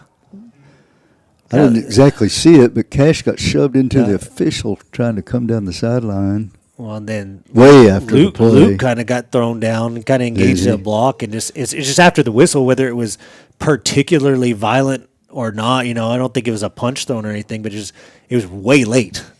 Well, I think we're going to get a first down here nonetheless. That might be, just the spark kind of a thing that. Yeah. So the gain was a gain of 2. It would have brought up 4th and 2. Yeah, but we're going to get a first down out of that penalty. Yeah. Coach Macklin Haynes checking in the game. He's wearing 99. I'm assuming he's the tight end up there. I would assume, probably. yeah. So Dills on that penalty are going to get all the way down to the 34-yard line. So, again, there's one of those breaks that can go your way. Yeah. Again, if you can somehow get in the end zone quick here, that just changes. It changes the field. Yeah, it changes the field. Feels like, okay, there's hope. There's hope. It's not, not a great hope, but there is hope. Yeah. There's a chance. So you're saying there's a chance. Well, looks like we're running power this way. Yep. Kind of offset Based there. on the way we're lined. It was a handoff to Jason coming left, and he ducks through some tackles. Yeah, now get up and run another one. Run it Gets again. out there, down to the 29, so gain of 5. He'll be 2nd and 5. And Dillos look like they're. I thought they were going to just line up, but it looks like they're huddling.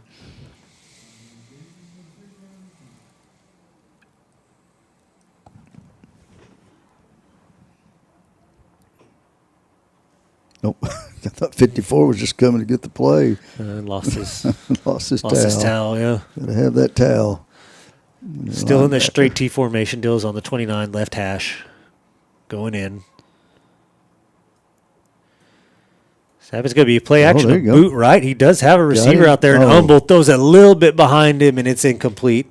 Get a late flag on the inside. I wonder. Now that time, number 44 got slung around. I don't know if he. Yeah. I don't know who they caught. He this one could go either way, but. And they called him. That is unacceptable. You cannot do that. That's a personal foul on the Dillos, just unsportsmanlike, just late, chippy crap. That blows any chance. You're done. I mean, you're in third. I mean, it's a dead ball foul, so the down counts. Yeah. You're in 3rd and 20 now. You went from 3rd and 5 to 3rd and 20. Wow, I did not see. Because you wanted to get in a little personal battle. You cannot do that. I didn't see who it was. I didn't either. They just one of their kids just came flying back. Did a backflip out of the. So maybe offset double I here. Maybe a toss right to Luke. He's going to get the edge there and try and cut it upfield. Good pursuit there. He's going to break one more tackle and get out of bounds. He's going to gain. Looks like 3 on the play. 4th and 17. Yeah, that the clock is. I mean, running. Was he not out of bounds? No, he was. For whatever reason, the clock's running. I know. I mean, that's the. I mean, like if the other team wants to get chippy, let them get chippy. You got to. Yeah. Cool it, and a timeout for the Dillos there to stop the clock. 3:18 to go. Well, I think Coach Gary probably wants to remind them about the way to finish a game, win or lose. Yeah, because now, wow. Now it's about pride as much as anything else. Doing the right things. I mean, you're in 4th and 6. You might as well. At this point, you might as well just punt it away and try and go finish the game playing hard on defense. Well, this is sure didn't see this coming at all, to be honest with you. And I mean, it's like we talked about it. I knew it could go either way. I thought it would be close, probably regardless. I thought we would block better than this and score more than this. To be honest, I thought we could get ourselves in more into the 2nd and 3rd level in the run game and. Yeah, I felt a 21-7 kind of a thing, 28-14 sort of a deal. But, the turnovers, kind of the score looks a little more lopsided than maybe it felt. But we struggled all night. Again, Moot just doing anything consistently on offense. And while we're still here in this timeout, again, want to thank Texair, our diamond sponsor. Teagler Chevy for our ride of the week. Again, sending us nice vehicles, all gassed up, ready to go. Doesn't have a problem with me taking toll roads either. That's awesome. Because so these trips would take forever. He without might. it. No, I asked him. Okay. He told me, and I quote, "Get after it." So, Attaboy. yeah. No, Thanks, I was just Steven kidding. over there, man. He took care They're of me. great. So What the heck? I don't know what happened on that. I don't know if we fumbled a snap or just tried to. Was that supposed to be that? Remember, we did that play against. I have no idea. I know we didn't explain that very well. I forget that we're on radio, not audio. I mean, we snapped the ball. It was just kind of a mess right at the ball. Nothing really happened. It looked like a. They're It almost looked like, and it wasn't, but it almost looked like what happens when you kneel down, where no one really moves and you just kind of stand there. Like, I don't know what. on defense too. Yeah, And, I don't know what happened, if we snapped it before we were expected was the- to, or what was the game that we snapped it and then That was Jason That was snapped it between his legs. Thorndale. Yeah, That was Thorndale. That was our first touchdown against Thorndale that kind of jump started us and got us I going. wonder if it was that kind of a, but it didn't I look don't know. like the. Anyway, that was unusual. But and thanks to all our sponsors, man. It's been great. I appreciate all of y'all. It's been a good season. I know this is not kind of how we wanted it to end.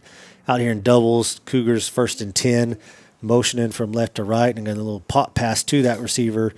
And Clayton Metter does a good job coming through. That was almost a fumble. Yeah, he did. He got bobbled it a little bit, didn't he? It was a good lick. And we're going to give a 1 yard loss on that play, even though it was at least 2 or 3. Yeah, it was back there way. I'm saying, like, the guy on the far side had it marked. He had a 2 yard loss, and then, I don't know.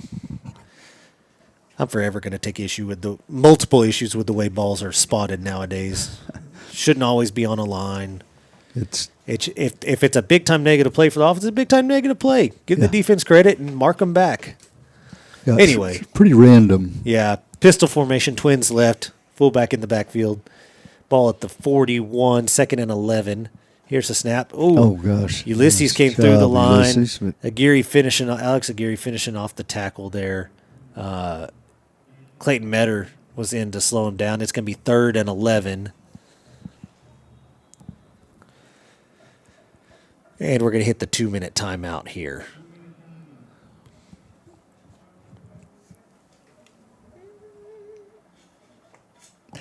In this fourth quarter, brought to you by Chase Pecan. I'm going to throw up our full sponsor list there. Again, Diamond sponsor Texair. Our gold sponsors Teagler, SAS Towing and Recovery, Alamo Pecan and Coffee, Witten Real Estate, Arrowhead Bank. Silver sponsors Oliver Pecan, Chase Pecan, Everett's Furniture Emporium, San Saba Real Estate, or San Saba Realty, I'm sorry. Napoli's Italian Grill, Casa del Charo, Print Shop, and all our bronze sponsors. See if I can see them all on here. Let me full screen this so I don't miss anybody. Ace Disposal, Hamrick's Automotive, Blaylock Funeral Home, Vega Trucking, Fancy Flowers, Pecan Valley Hardware, Jordan Cattle Auction, J Squared Structures, Wise Meat Market, San Saba Produce, Nelson Auto Works, Isham Electric, Spiral Horn Coffee Company, Landon's Mobile Mechanic, Harry's Boots, R&R Fuel, San Saba Animal Hospital, CTTC, Quality Deaf Solutions, Capital Farm Credit, Commercial National Bank, and City National Bank. Thank you all for your sponsorship this season. 3rd and 11 here. Everyone's back out on the field. We got slot trips down here to the right. Single back in the backfield. Ball is snapped. It's going to be a handoff going to the right. He's going to cut it up the field. And he is going to power through for the first down to the Dillo 46. 1st and 10 for the Cougars there. By the way, Ryan Roberts in. By the way, okay. sorry. Going to put this out there. As far as sponsors go to, basketball season coming up. We start with district basketball. That'll be mid-December. If you're a current sponsor and you want to go into basketball, let me know. If you don't want to go into basketball, let me know. If you're someone who hasn't been sponsoring for football season, but you'd like to sponsor for basketball, then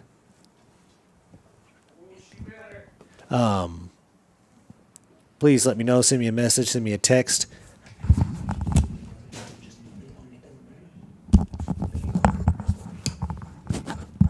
But that'll be coming up soon. That'll be December through February will be the months we'll do that. Thank you to our playoff sponsors, Blossman Exterminating and A&B Landscape. and Tex there as well. So appreciate them being able to wanting to chip in a little extra and make sure that we've got all this covered for the playoffs. We're not excited this is coming to an end, as the Cougars will be ready to kneel it down. They'll only have to do it this one last time, and that'll do it. The final will be 31-7, Rosebud-Lott. And Dill's nothing to hang their head about. It's a good season for them. I know they wanted it to end. I know last year, first round, going out and doing it again. I know that doesn't feel good, but it is what it is. Boy, It is. It's still just a game, but man, it hurts and yeah, so much work and it hurts for the seniors. Yes. No matter how you slice it, that's the last time this group will ever share a locker room and walk out on that field together, and it's kind of what makes it so special. Yeah. And everybody's going to end their season with a loss except for one team. So no shame in it. Just kind of hurts, and it's tough to see. It's tough to be part of. No, it is absolutely, and I don't know. It's a hard game to watch. I thought that touchdown before the half.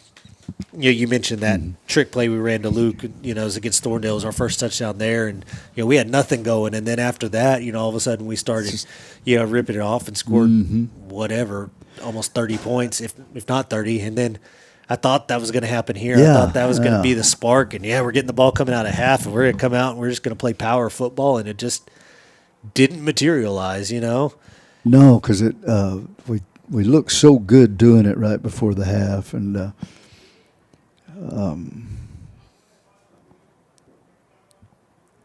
I think the one thing that was kind of their advantage on that, and probably why we played more spread to start, is Crawford runs a lot of that straight T stuff. So they had just seen it last week, right? So they've been prepared. They already had the game plan for it. So I think that's probably why we kind of went with that spread look more. Was probably to, we knew they had they'd already. Basically gotten 2 weeks to prepare for that straight T stuff, and I don't blame us for kind of viewing it that way. You're right. That's a good, kind of. Well, and we just didn't pan out. We were 3 and out, and then didn't get the ball again until the second quarter. Just never could get in sync, and I think our injuries hurt us because they really did. And it's nothing against the kids we have playing the defensive end. We're undersized without. Especially without Danny out there. You lose your 2 starters. Danny in one holds game. a really good point out there, big frame, and Caleb's just really disruptive. He does a good job of that, and Jack's kind of that kind of player, but he ended up being the,